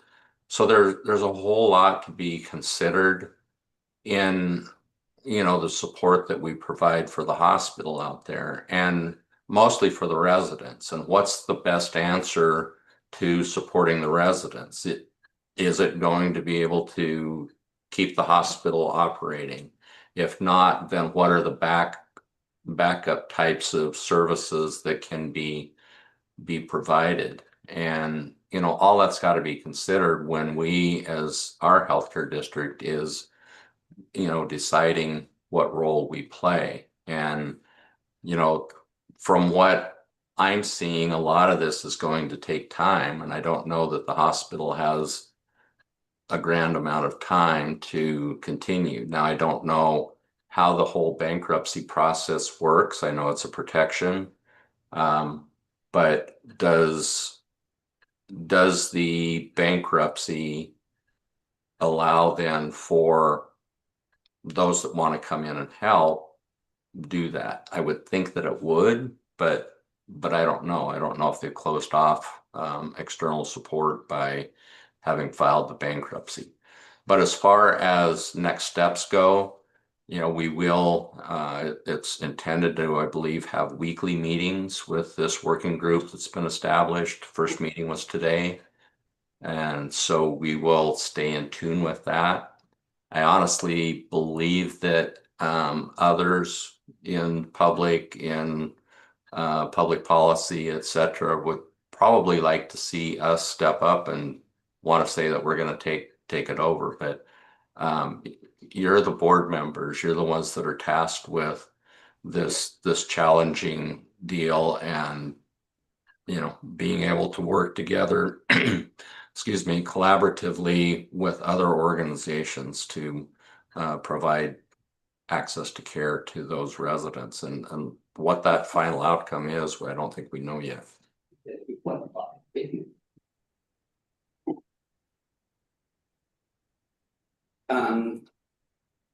want to make a comment on the bankruptcy thing, or So I just wanted to comment on the fact that if it's true that they've filed for bankruptcy, then federal law, basically, when a special district files a chapter 9, it takes precedent over state law. So any dissolutions, any proceedings that are governed under state law are stayed. Because the giant veil comes over the debtor in this case, and I'm not a bankruptcy attorney, but I know a little bit about it. And it protects that debtor. So if they fled to bankruptcy, as been said, then you're kind of, you still talk about things to be done. And I'm not sure that you couldn't give them, some sort of support. But it's basically in a different, when you get to the federal level, all bets are off and you've got to go through the court, the bankruptcy court. So I just wanted to be clear so the board understood that. I did see Jeff, you have your hand up, Jeff Green from Riverside County.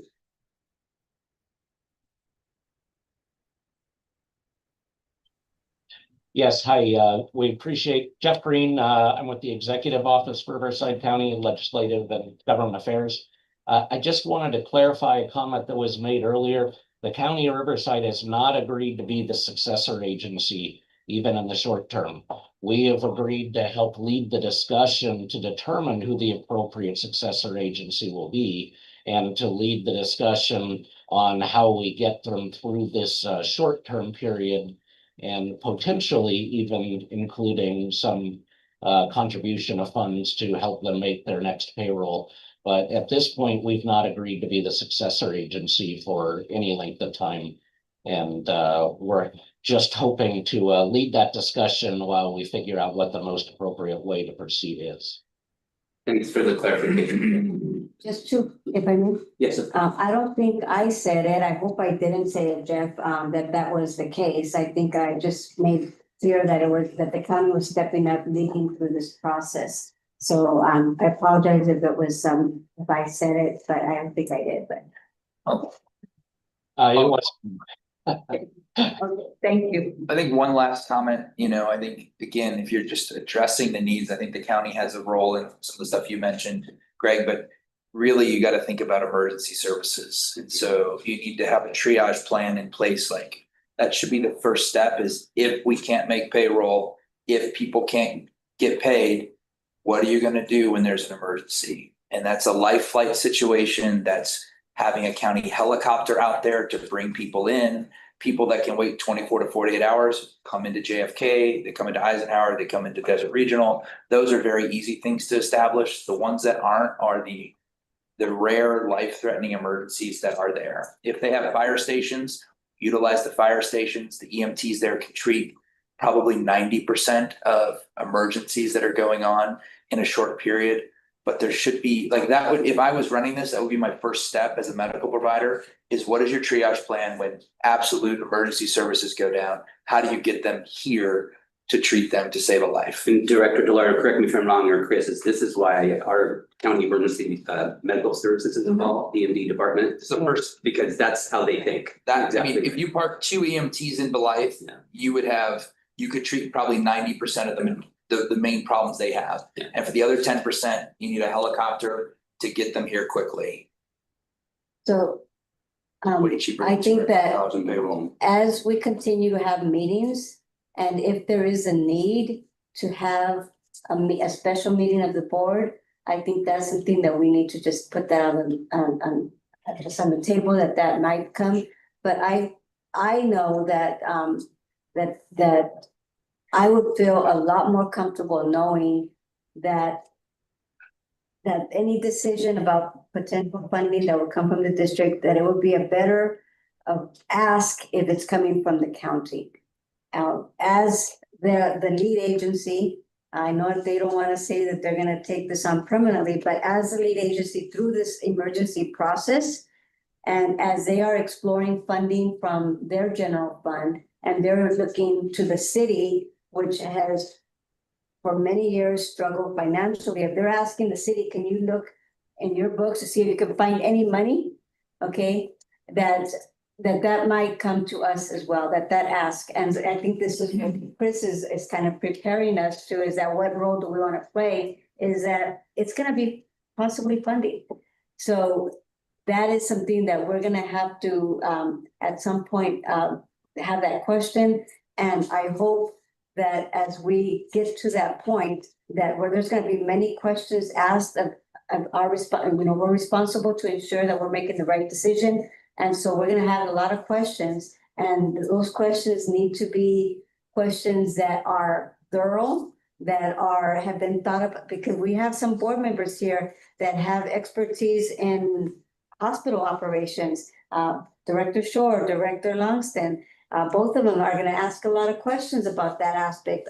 You know, so we have board members that are asking questions about you know, other aspects of it, about who's gonna be in charge and all these things. So those things need to come as part of the ask, that we're gonna have a lot of questions.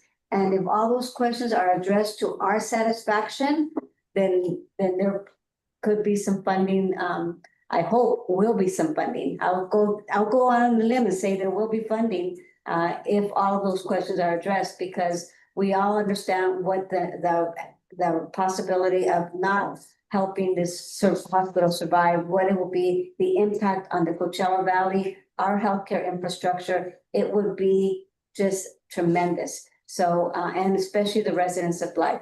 So if all those questions are addressed, and if the county is the one that is going to take the lead in this, I would feel a lot better knowing that those funds are gonna be administered smartly, effectively, efficiently, and would be well served for the residents.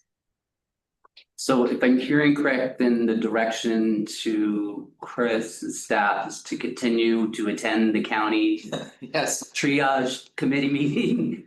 And then just keep us as a board informed of developments. Does it sound right? Yeah. Okay. All right, any further comments?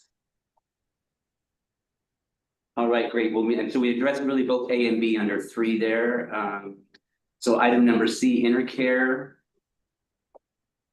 This is just an informational item, just to indicate that the study session for the Intercare grant has been moved around a little bit. And we presently have a defined date of October 14th at 4:30, I believe it is. It's right after our Finance and Administration Committee in 2 weeks. So just an update there. Item E is kind of the same thing, right? Just an update on the next scheduled workshop for strategic planning. Item D, let's do that. The Germain Solutions, that's just information item. Oh, I'm sorry. Yeah, sorry, Chris. Sorry. Yeah, we engage the services of Germain Solutions, who's a reputable GME consultant, to help us with our work regarding the Intercare grant. Okay. And then, like you said, the strategic planning, our next workshop will be October 7th at the Rapp Foundation Conference Room. Item F, oh goodness, sorry. Item F is SDRMA, Special District Risk Management Authority. So annually we receive a notice from SDRMA, who's our insurance carrier, that notifies us, in this case has been for many years. We have had no liability claims. So that's an important thing for our district and for something for our district to be proud of. And then item G is the CEO engagements and district media visibility. And then, so item 4, legal, Jeff?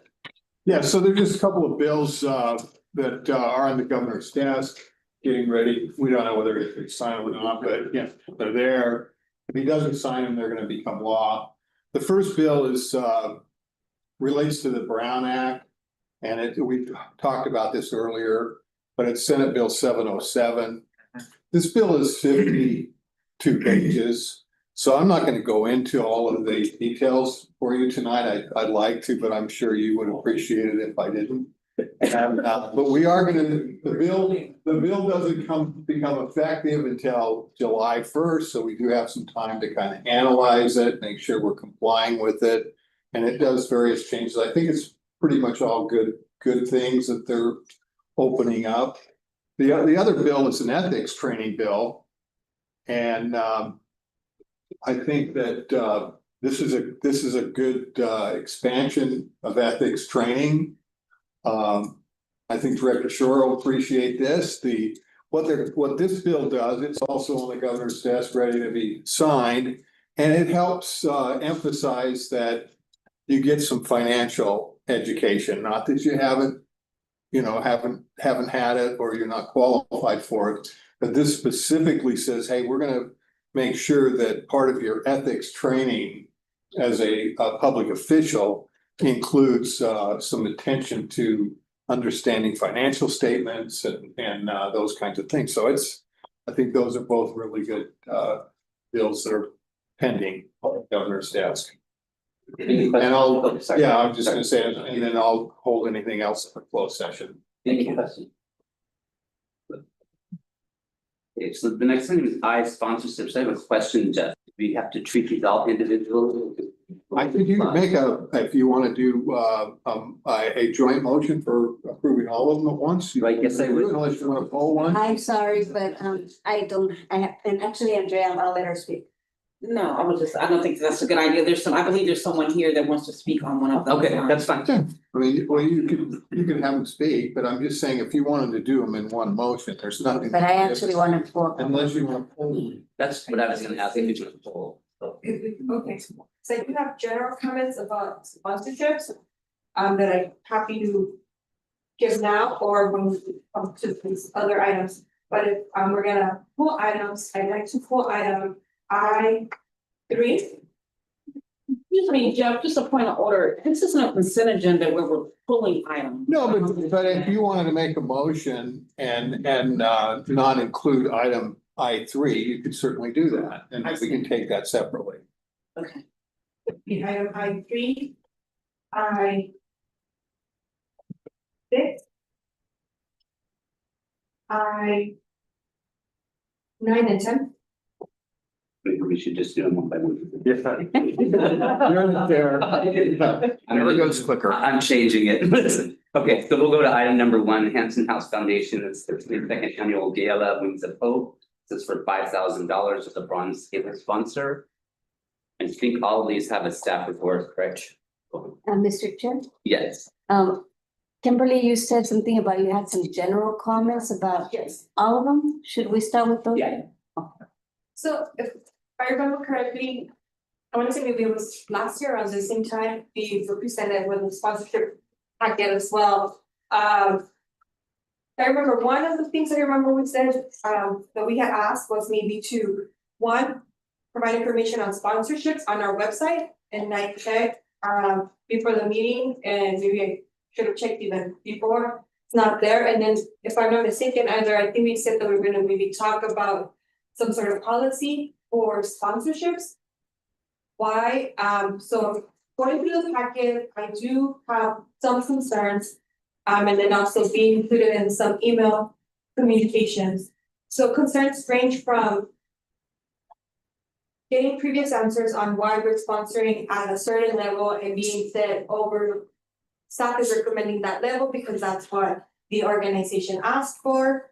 And then, but I also know that an organization has asked for other amounts and we are presented or the staff recommends a lower amount, which is fine if we do have a reason for that. There's that. I've also noticed, so for example, one of the sponsorship requests, staff is recommending that we sponsor at $20,000 and in their sponsorship deck, it only goes up to $15,000. So I'm not sure why staff is recommending even $5,000 more than what's on the sponsorship request documents. And so it's just varies from comments. I just want to make sure that we are, I guess, investing or distributing these funds accordingly, making sure that throughout the valley. And then the other as well, which is more of a not super concern, but it's item we can talk about that later. For volunteers and medicine, we just approved $1 million for them, so I'm not sure if we need to approve $10,000 in additional funding when we can maybe use that money to support another organization in the district. So those are like in general, and we can dive into it a little bit more as we go forward.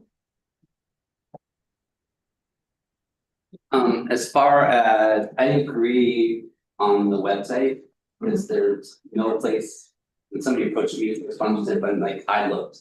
And we had asked That to me, so to put it staff out could in the address that and just put information on how to go about it. On our main landing page, up at the top, we do have like RSPs, and so it's not. And then just some criteria as well, because people will ask like, what's your criteria for sponsorships if you don't have. Okay, I agree. Go ahead. And did we make, I know we talked about making a policy when I first joined. Yes, there We was talked, that. because that was one thing that we flagged is like, we just want complete transparency, so. The policy committee, I mean, I don't know which committee would take that up as an action item to follow up. We actually did create a policy. I thought we had one. Yeah. That's why I thought we had one. Okay, I'm pretty sure we reviewed it in the finance committee, and then I was like, well, maybe I'm remembering. We did, yes. For donations, like during the events, I remember. Now, if we need to modify it that we'll add some information to the website, we can modify that, but we created a sponsorship policy as to, how we're following the policy. And so with the issues that were addressed last year, so that I'm not getting myself into trouble for just giving sponsorships out, I'm that to the board for most to do that. And I don't mean that in a bad way. I really don't. I'm just saying that, it created some issues. So I'm preferring to bring most of the sponsorships so that the board can decide how they want to vote. Now, what the number is on the agenda, if you prefer to increase, decrease that's up to you as the directors. We're just presenting it. The one I think that you're referring to, Director Barasa, on, doing less than the request. If you prefer that we bring it in at the 50,000 that was requested, we can do that. What I was doing is, since it didn't seem to be lining up, and this is item 10, didn't seem to completely line up with our mission, vision, goals.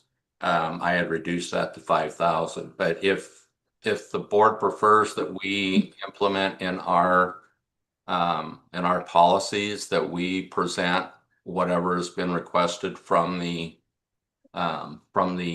organization that's requesting the sponsorship, we'll bring it as what's been requested and then allow that determination. So and for me, I think that if that was the answer for a sponsorship request, a previous sponsorship request, then I think for me, it's like, it's not gonna be your to go to for the future sponsorship request.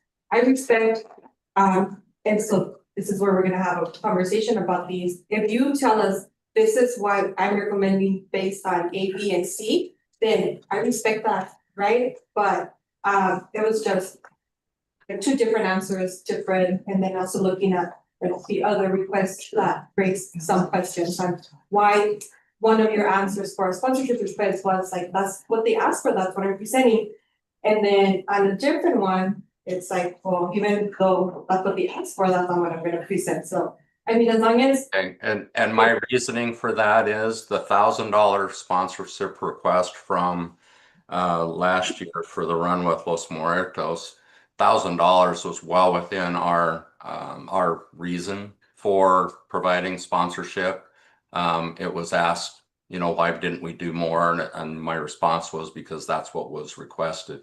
Now, your other example for a request coming for $50,000 for an event that doesn't really line up with our goals and mission vision, then I dropped it down to 5,000. So if there's challenges or issues or problems with that, but I think we need more detail behind it so that the board is understanding. So if however we want to address this, we can update policy. If you, as the board as a whole, instead of individual directors that are, having issue with it, then we can do that. We'll do whatever the board is asking us to do, so.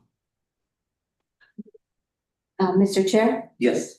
Okay, some of these events are coming up pretty quickly, so I think we have to act on them today. Okay, the one that, number 10, Coachella Valley Giving Day, I know the applicants are here, but that one's not until March.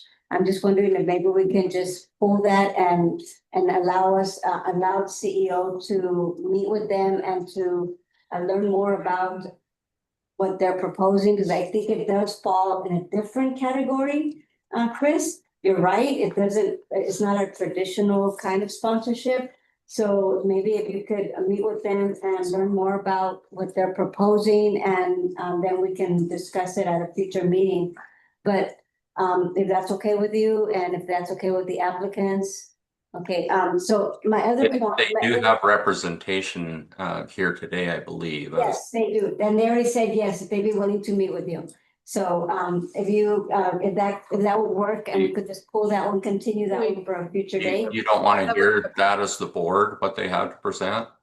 I thought we were gonna go through these one by one. Can we Yes, speak we on are. the items when we get to that item? Yeah, I was just gonna make one more general comment. Okay, one more general comment is that, Chris, you said that you were proposing these, just kind of bringing them forward. If that's what you are going to be doing in the future, I'm just wondering if maybe it should go to the program committee, same way as the grants committee, to get the input from 3 board members coming into it. So just for your consideration, on the future process. But other than that, I'm okay with moving on each one of these individually now, because that's the only one that I think that should wait. Okay, so we'll go to number 1, Hanson House Foundation, the 22nd annual gala. Move approval There's a second. for the amount, 5,000. Excuse me, I'm sorry, did I miss something? I thought we were approving all these together. No. No, One by one, sorry, Andrea. All in favor? I'm sorry, so who made the motion? I made the motion, and who made the second? Okay. Director Barraza. Director any discussion, any comments from the public? All right, Andrea. President Rogers, Yes. Vice President Rodriguez, Secretary Barraza. Yes. Director Logston. Yes. Director Delara. Yes. Director Perezquio. Yes. Director Shore. Yes. All right, item number 2, College of the Desert, the State of the College integrating AI in education and beyond for 2,500. I will approval. I'll second. Any discussion, comments from the public? Hey, Andrea. Hand up. Oh, maybe it was Carol. Yeah, man. President Rogers, Yes. Vice President Rodriguez. Yes. Secretary Barraza. Yes. Director Logston. Yes. Director Delara. Yes. Director Perezquio. Yes. Director Shore. Yes. Item number 3, Run with Los Muertos for $2,500. Make a motion to approve. Second. I'll second. Would anybody be interested in hearing from the organizers or Okay. learning more? They're here, yes. They're, I believe, online. Just real quick though.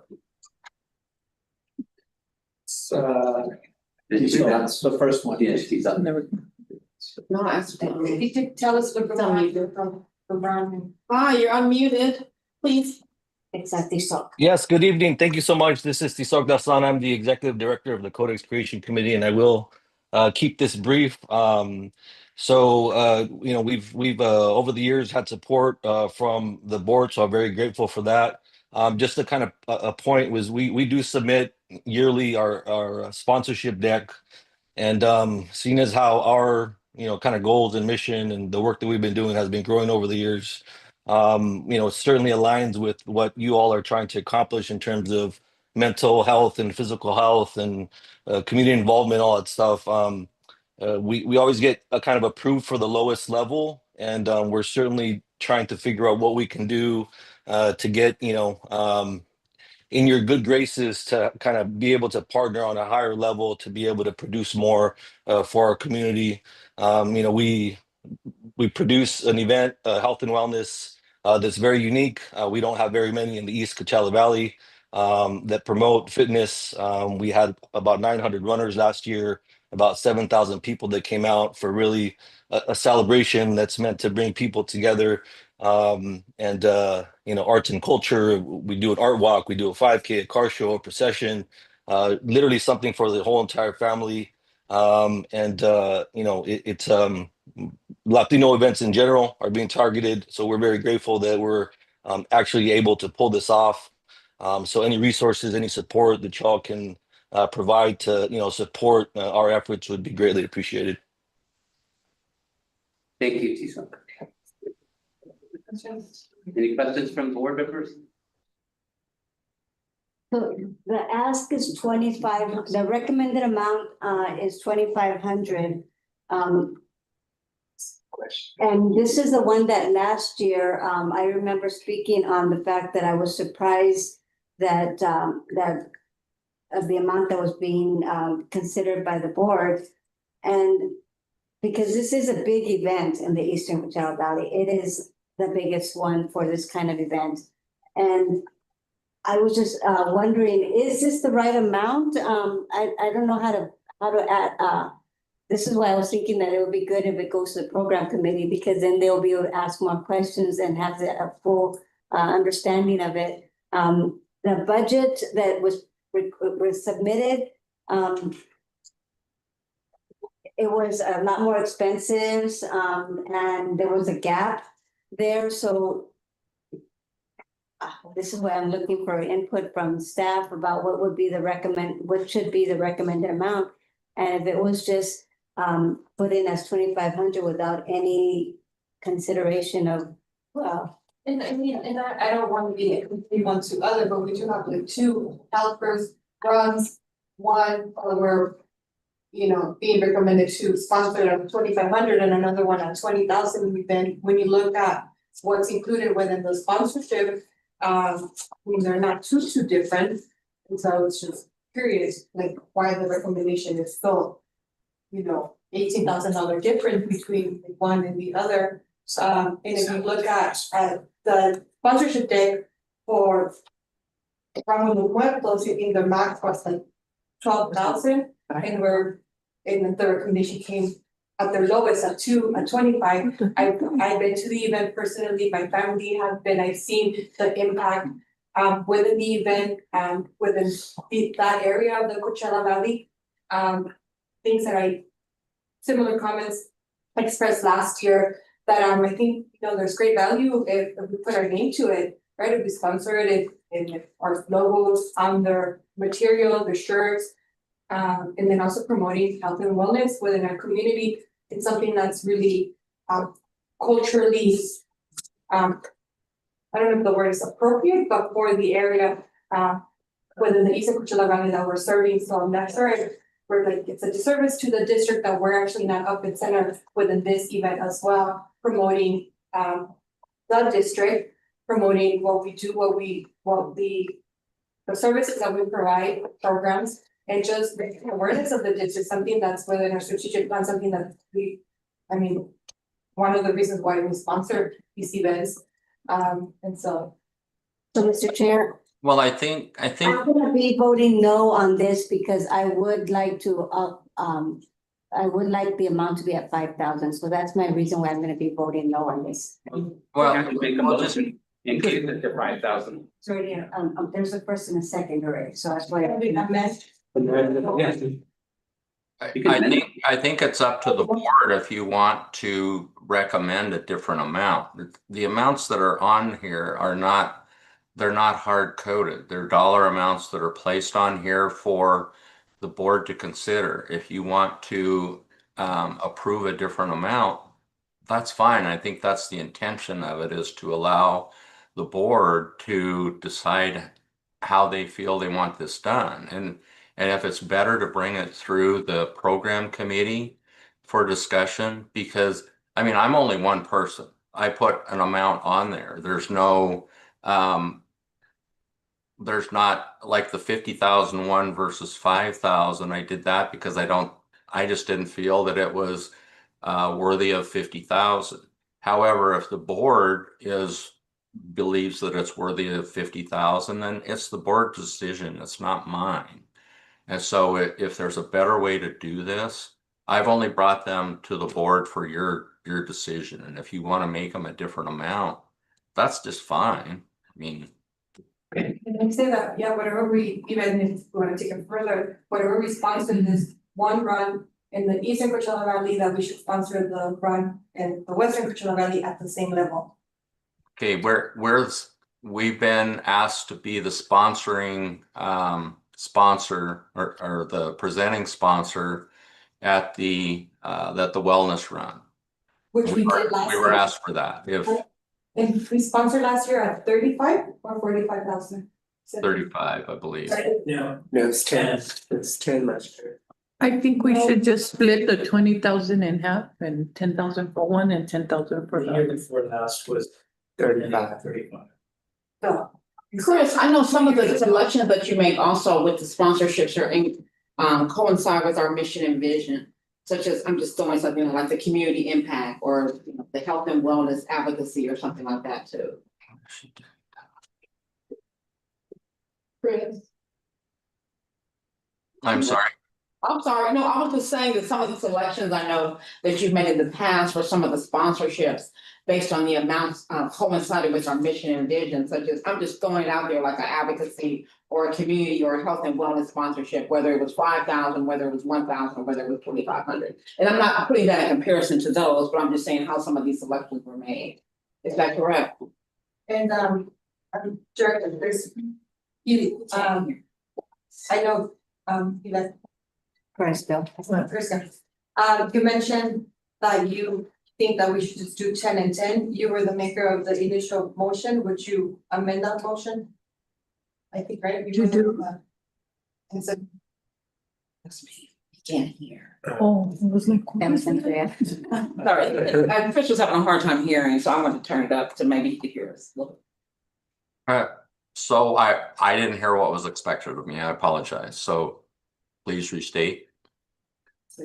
We're seeing if we amend the asking, The motion. the motion and the asking, right, the asking amount. You're the board members. I think you can do whatever you want. If you want to. So right add now, the Chris, motion. the question is to Director Perez Gill, from Director Barraza. Are you amenable to changing your motion to be 10,000 for this particular organization ask? Yes, I'm willing to amend it. Who's the second? What's it for how much, 10,000? 10,000. Who's the second? I feel like I'm an auctioneer here. You had seconded, right? I did second it. Did you know who was the second? The second was Carol, actually, President Rogers. Yes, I'll amend my second to yes for 10,000. Okay, Oh, right. any other questions or What discussion? about our wellness one? Same thing. It's a. Any comments from the public? All right, we'll do a roll call vote. President Rogers? Yes. Okay, Vice President Rodriguez? Yeah. Secretary Barraza? Yes. Director Lawson? Director Wang? Director Lara? Yes. Director Perez Hill? Yes. And Director Short. Did you guys want to see, I don't know if everyone, just to make Yes. sure, what the 10,000 was. Culture. There it is, the culture, the most colorful and lively representation of community exclusive naming rights to the pre-race session, including dozens of local dance groups, area clubs, nonprofit organizations, tenant booth space, down vendor alley, 15 race entry. website, event t-shirts display. Okay, right. Okay, So we're moving to gonna have a big banner there at the event with the Desert Healthcare District logo, right? Lots of banners, thank you. It's the salt. We should get a, we Yes. should get a pink to run. No, but I don't Well, think. that- That's 15 racing. Yeah. Okay, are we done with that item? Push your hand over. Yes. Sure. Okay, moving on to item 4, you guys, we still have a huge agenda, so. ABC Recovery Gala at Beacon of Hope, for 2,500 bronze sponsors. Is there a representative? Mr. Chair, I'm sorry. Think so, this, I don't believe. Chris, I don't know if Chris is there, we've done this in the past every year. So may I ask the CEO, can he give us, any thoughts on this one? I guess what we've learned is that he doesn't have a preference. Chris, are you there? He might have had to step away, he wasn't. We do have an open. Yeah. grant as well. Yes, I'm here. We do? And that's coming next month? No, we have an open grant. with them. Oh, We already have a okay, grant with them okay. right now. I will move for $2,500 sponsorship. Or second, Well, second. any further discussion from the public? All right, Andrea? President Rogers, Yes. Vice President Rodriguez. Yes. Secretary Barraza. Yes. Director Lofton, Yes. Director Delara, Yes. Director Perez Gill, Yes. Director Shore. Yes. Item number 5, the Jocelyn Center, 8th annual wine and all that jazz for 5,000. Do you guys think it should be, I mean, I know I asked this last year too. I'm pretty sure, because it says wine and all that jazz. Okay. Should that be something that we're sponsoring? I think the Jocelyn Center is a good program. I think that's just their title for their community. I know it's a good center and we've given them grants in the past and they continue to get grants from us. But just I don't know. I don't know. if it I would went be- last year, definitely not focused on wine at all. It was just, I don't know, that's just their title they've been carrying for the last, 8 years, I think, so. I get your point about not sponsoring anything with alcohol, but I think this is. Everyone. At least when I went, I was surprised at how engaging it was with the actual community need that they're meeting, so I was pleasantly surprised by the quality of the gala and the involvement. Nice of them. Well, and just the involvement and what you see they're doing, it's pretty impressive, so. I'm pretty sure it's a good thing. I just was asking about the wine part on there. I'm glad you brought it up in the public meeting, I think. Having gone, I don't think that's an issue and that I see, I don't know if anybody else sees that issue. I don't have an issue with it, and actually, if you look at the Blue Zones thing, they tell you to have wine. Okay, all right. Wine's 5, right? Yeah. But it's not something that goes under our budget, so Correct. when we go to places that we have meetings and we have dinner, no wine, so that's why, That's right. but that's fine if you guys want to approve it, it's okay. I will move approval that we contribute to one of the budget items, which is the auctioneer, to make it very clear that's not going to wine. So it's the auctioneer, $5,000 to one. I'll second. Any further discussion, comments from the public? All right, Andrea? Who seconded? Carol. Thank you. President Rogers, Yes. Vice President Rodriguez. Yes. Secretary Barraza. Yes. Director Lofton. Yes. Director Delara, Yes. Director Perez Gill, Yes. Director Shore. Yes. All right, item number 6 is Volunteers in Medicine, their 2025 Emmy Awards, for $10,000.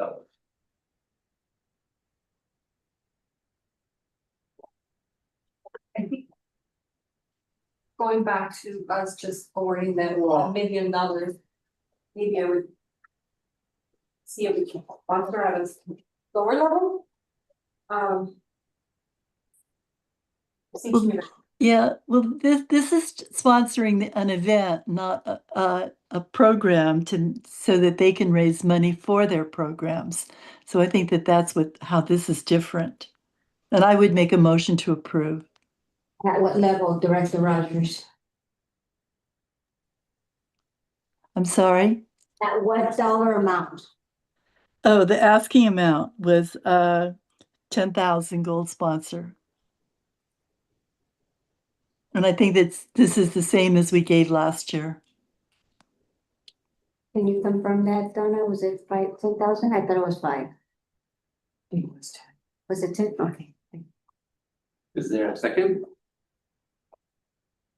Who made the motion? Oh, Carol? Yes.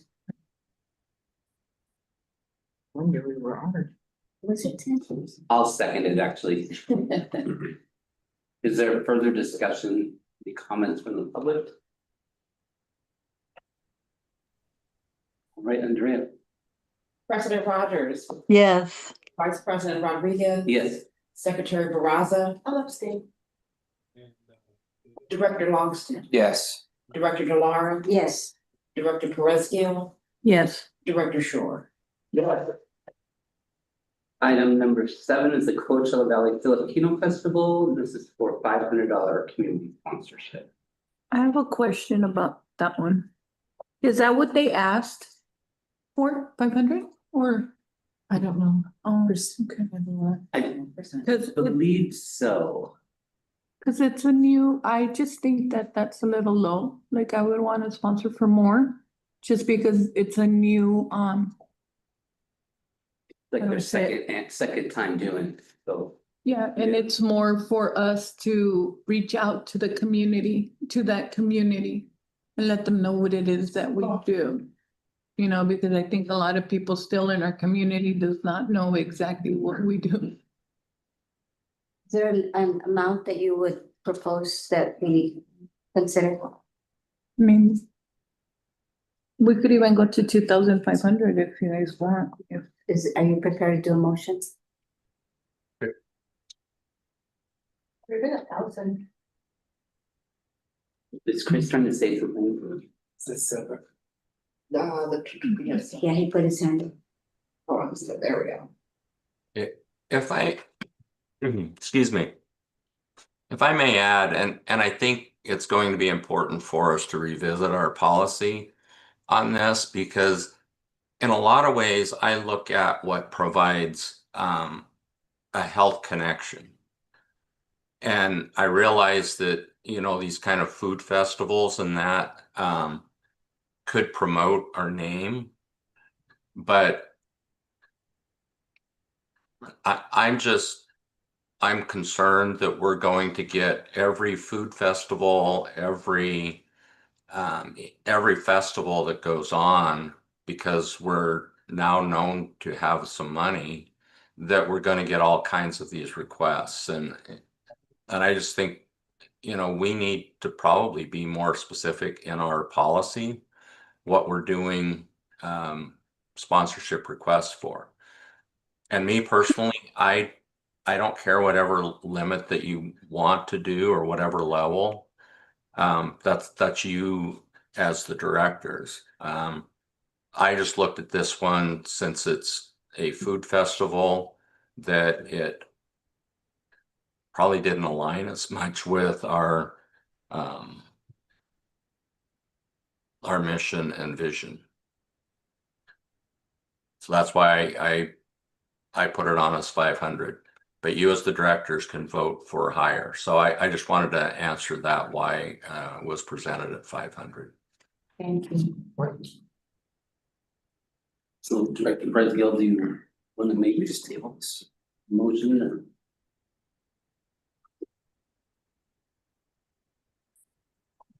I'm not sure. Is there a motion for somebody else? I mean, I was thinking about maybe tabling some of these that aren't coming up until after the next meeting in October. I don't know when we need to approve these by. I know they're coming up in November, so I don't know if our October meeting will be enough time to approve them and participate or not. I think a motion to sponsor them at $1,000 level. I will second your motion. For which one? This For this one. number 7, Filipino festival. so more than 500 to 1,000? Yes. Oh,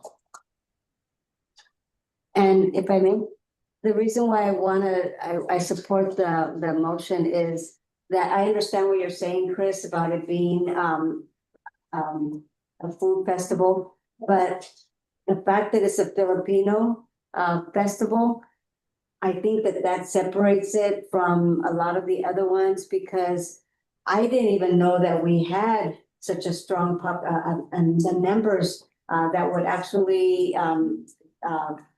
support this. So I think it's important that we support this population, and that we bring awareness that we have a Filipino population in the Coachella Valley. And so I think it does lend to it being a uniqueness of it. So that's why I want to support it. Any further discussion? Yeah. Another way of looking at these $500 to $1,000 requests. It's advertising. It's simple, very cost-effective advertising to get your name in front of whomever is the audience of that particular event. So how can we, we ought not to be penny wise and dollar foolish. If we can get our name in front of 500 people at a Filipino event, $1,000. I think we're getting a good value. Now multiply that by 12 other groups that Chris is concerned about. It's not a concern. It's I would rationalize it as an opportunity, a marketing opportunity. Any further discussions, comments from the public? Andreas? President Rogers. Vice President Rodriguez. Yes. Secretary Barraza. Yes. Director Lobson. yes. Director Delara. Yes. Director Perezquio. Yes. Director Shore. And Director Shore. President Rogers. What say you? Carol, are you there? I'm here, thank you, yes. Item number 8 is Jewish Family Services of the Desert, the Signs of Happiness for 2,200.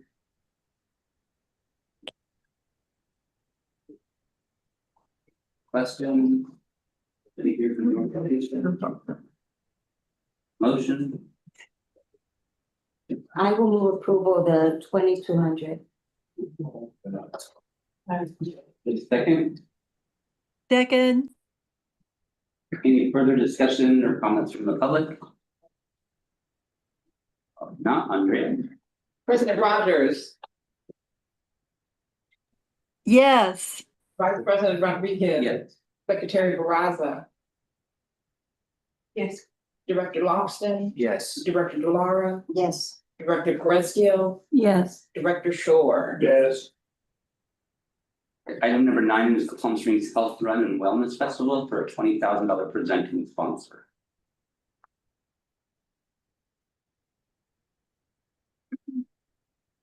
What group is this? Say it again. So, can the event producer, tell us more about the event and what, Okay, so first off, Yeah.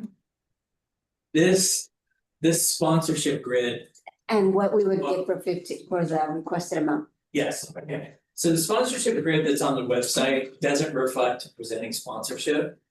So with the presenting sponsorship, the last year and the year before, Desert Healthcare District name is actually embedded into the logo.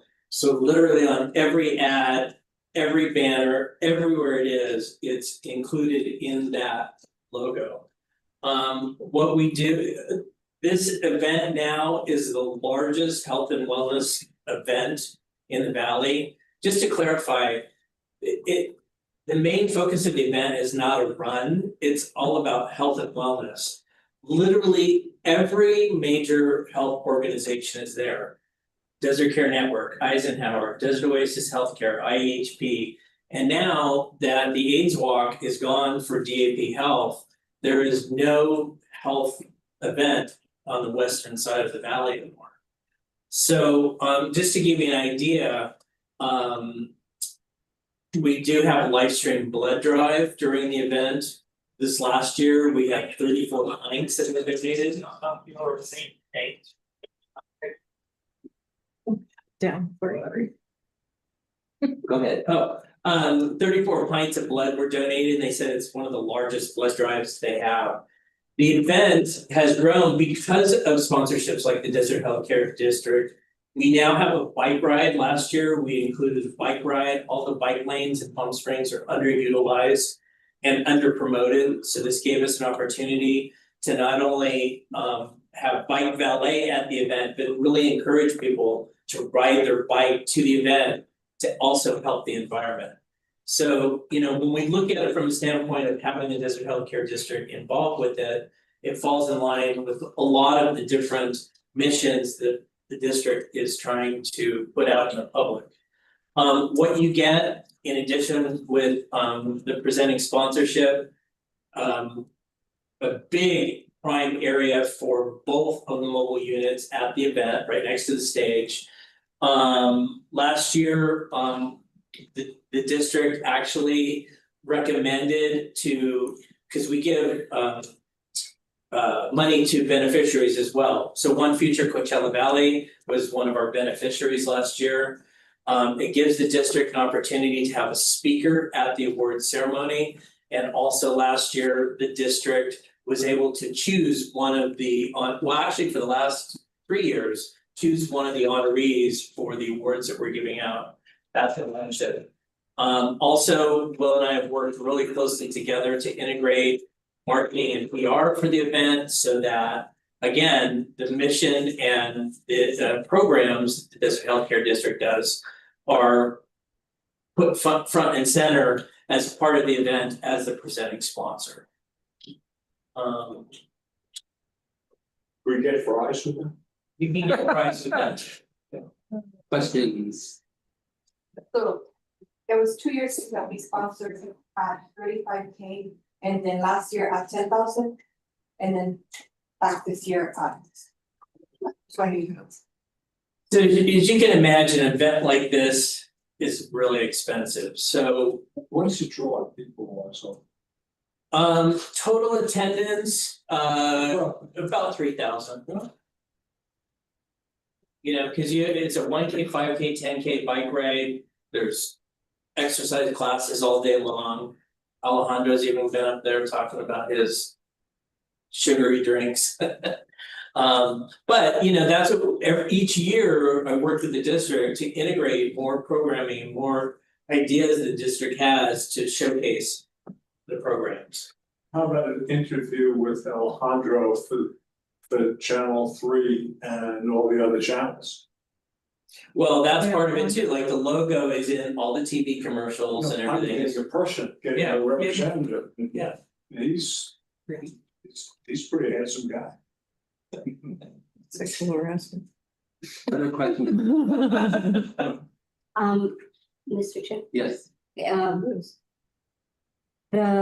The amount of the event, the income that you're generating is 105,000 approximately, and how much it's gonna cost to produce the event is 101,000, so there's a profit of 3768. Where does that profit go to? I'm sorry, I don't have the budget in front of me. Is this what I just provided? Yeah. Oh, here we go. No, the profit was 3,700. 3,700. Yeah, so if you scroll back up, you'll see, you know, we give money to different charities. I mean, keep in mind, this is a projected budget, so it fluctuates based on what the costs are. I mean, I'm projecting, as we all know, everything's going up dramatically. I'm paying 20 to 30% more on everything, sound equipment, staging, all that kind of stuff. So, you know, as we get closer, I mean, I can provide a more accurate budget. The reason why I was just wondering about that, where that money went to, is because I'm fluctuating between 15,000 and 20,000 being the number that we should. We could use consider. another charity to give the money to. So if that's the case, then I am moving to approve the 20,000. want to make sure that the money is being spent consistent with what this budget is saying. This budget is based upon last year's budget. With some level of fluctuation in it, but it's pretty close, I mean, as you guys have probably seen with what we just did with the summit, one of my things that I'm really, Eric and I work really closely together to make sure that a line item is not added before we have money to pay for it. So I'm very, very conscious of making sure that things are paid for before I add anything on. Arthur, did you second it? I second that, yes. Is there further discussion, comments from the public? All right, Andrea. President Rogers, Yes. Vice President Rodriguez. Yes. Secretary Barraza, Yes. Director Lawson, Yes. Director DeLauro, Yes. Director Brescio, Yes. Director Shore. Yes. Okay, then item number 10 is Coachella Valley Giving Day. Were we postponing this one? No, we have to represent. The representatives are here, we produce every. Yeah, I wanna just say what the event is and. Yeah, absolutely. Good afternoon, President Rogers, members of the board and staff. My name is Guillermo Becerra with California Banking Trust. City Giving Day is one of the most influential philanthropic events in the Coachella Valley. Last year alone, the event raised $800,000, and just over 3 years, he has generated more than $2 million. Strengthening nonprofit serving our residents. We want to emphasize that this opportunity is really more of a partnership rather than a sponsorship benefiting City Giving Day. We believe it aligns with the priorities of the district, and we'd like continuation for further discussions with the board and the CEO. Andrea, could you put their lights up? Yes, they're, I'm sorry, say that one more time. We could put their presentation up, there's like. Oh, so what they provided in the packet, here we go.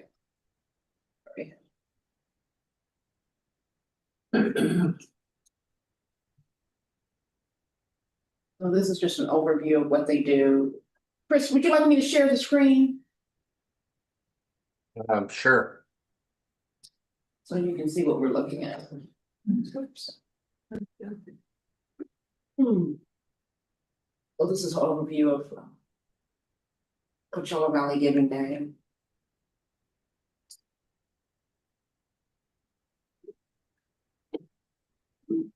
We should be able to scroll. This is in our packet, right? Yeah, so we don't need to sit and be deal with it. Okay, Kimberly asked me to bring it up.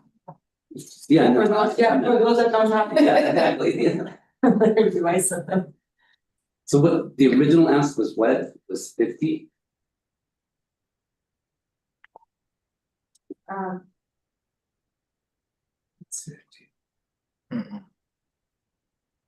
So Director DeLauro, was it your? I asked that if we continue to give our CEO the opportunity to Yeah. meet with And find out more about it. I'll make the motion to continue it. May I ask if the representatives are here for the board to hear their comments, wouldn't that be sufficient for your decision on this item? I mean, I have no problem with continuing it, but ultimately it's the board that's going to want to hear what this sponsorship request is about. It's just a big ask, Chris, and like you said before, it doesn't fit into the regular category as that we would consider this kind of request. So that's why we're thinking that I was thinking that it would be a good idea for you to meet with them and to give us your assessment of it after you meet with them and determine what is it, what does it look like, what is it, what are the possibilities, and then come back with a recommendation. And if you would prefer it to go to the program committee before, but just to kind of have a little bit more of an opportunity to really ask questions than tonight to do it. There's time, it's not until March. I think that if it was closer to, if it was in January, then I think I would be concerned, but right now we're, early, so. Okay, I'm happy to do that if the board would like. I'd say. Yeah.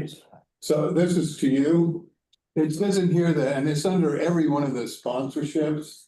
It says 100% of sponsorship funds directed as prize money for causes of the sponsor's choice.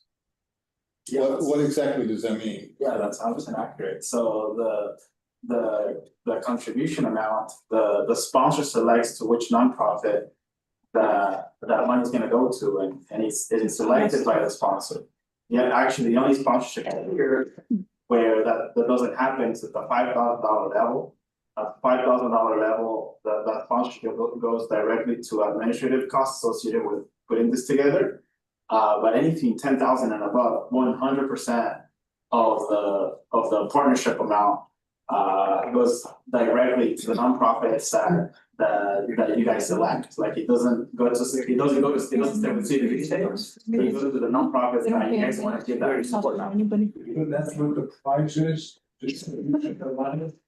Well, That's how much you need. yeah, so that money adds to our incentive pool. And then that money So you're calling it price money. Okay. Yeah, I just was confused. Yeah, well. Okay, so is your motion still on the table? Yes, I would like to. Okay, there's a second to that motion. Continue. Okay. Any further discussion? Public comment? Nope. All right, Andre. I did, okay. President Rogers, Yes. Vice President Rodriguez, Yes. Secretary Baraza. Yes. Director Logston, Yes. Director DeLaura. Yes. Director Perez Gill. Yes. Director Shore. Yes.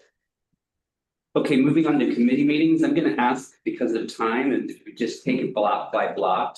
If anybody wants to pull in that thing or have a question and bring that up. Staying power. So we'll start, item number 1, finance, legal administration.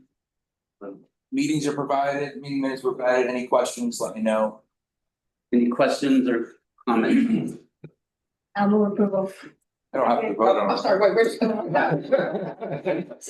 We moved to committee members No, and that. they're on the finance committee members, so Okay, I'm sorry. Just questions. Approve. I know you're used to. he asked if there were any questions, then. Okay. Guys, item number 2 was the legislative policy committee. Any questions to answer? Then if not, we'll move on. And then item number 3. I had one question for you. Oh, yeah. What's your feedback on our current lobby group? It's helping us. Do you like them? Yes. Yeah, Okay. yeah, That's this all I'm working. Thank you. they are. That's good, because it's hit or miss. I just like to know what the feedback you're getting from is appropriate. And then item number 3 is the special meeting of the program committee. Director Curtis, go. Everything's included in the packet. If you guys have any questions, comments or Any suggestions. questions or comments? No? All right, The RFP is not in the packet, there wasn't a staff report Oh, about that. okay, so the RFP is the only thing that is not in the packet.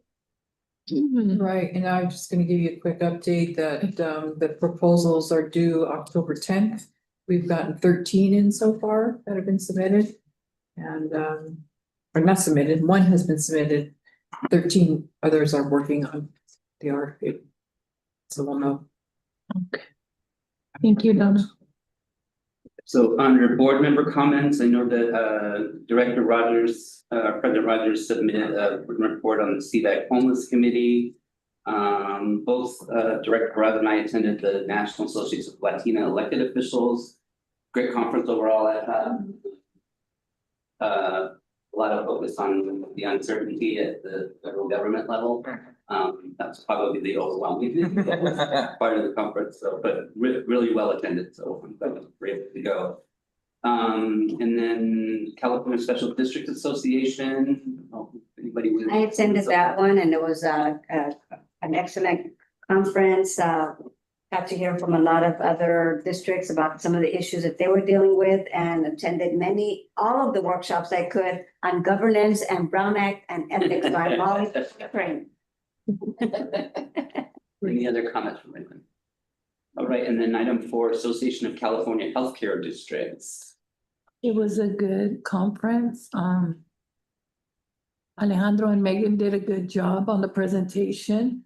There was a lot of questions for them regarding the mobile unit. So it was good information and how the Solana Healthcare District for Yeah. site visit, right? Or they wanna. We're getting a lot of interest from sister healthcare districts that are interested in launching their own mobile medical units, so. There's a lot of follow-up with some CEOs and other healthcare districts that want to explore how we did it, since we're not running them, operating them. They really like that idea, so of supporting a medical group to run it or a federally qualified health center to run it for them, so. We'll be sharing some of our best practices, lessons learned, and any other research that we have with. Maybe host a conference about it, just a 1-day conference to bring people down and see the clinics on a day. And kind of do this, so you have the Desert Medical Group here, you're there, so you can kind of talk from both things. I think conferences like that to teach what you're doing, so they can actually visually see it. Any other board member comments? All right, we'll adjourn the district meeting at 6:49. Do we need like a 5-minute break? You're gonna go into the foundation. Foundation and then closed session. Oh. Can we do the I foundation? thought we were going to the closed session first. No, we're gonna take, Go ahead.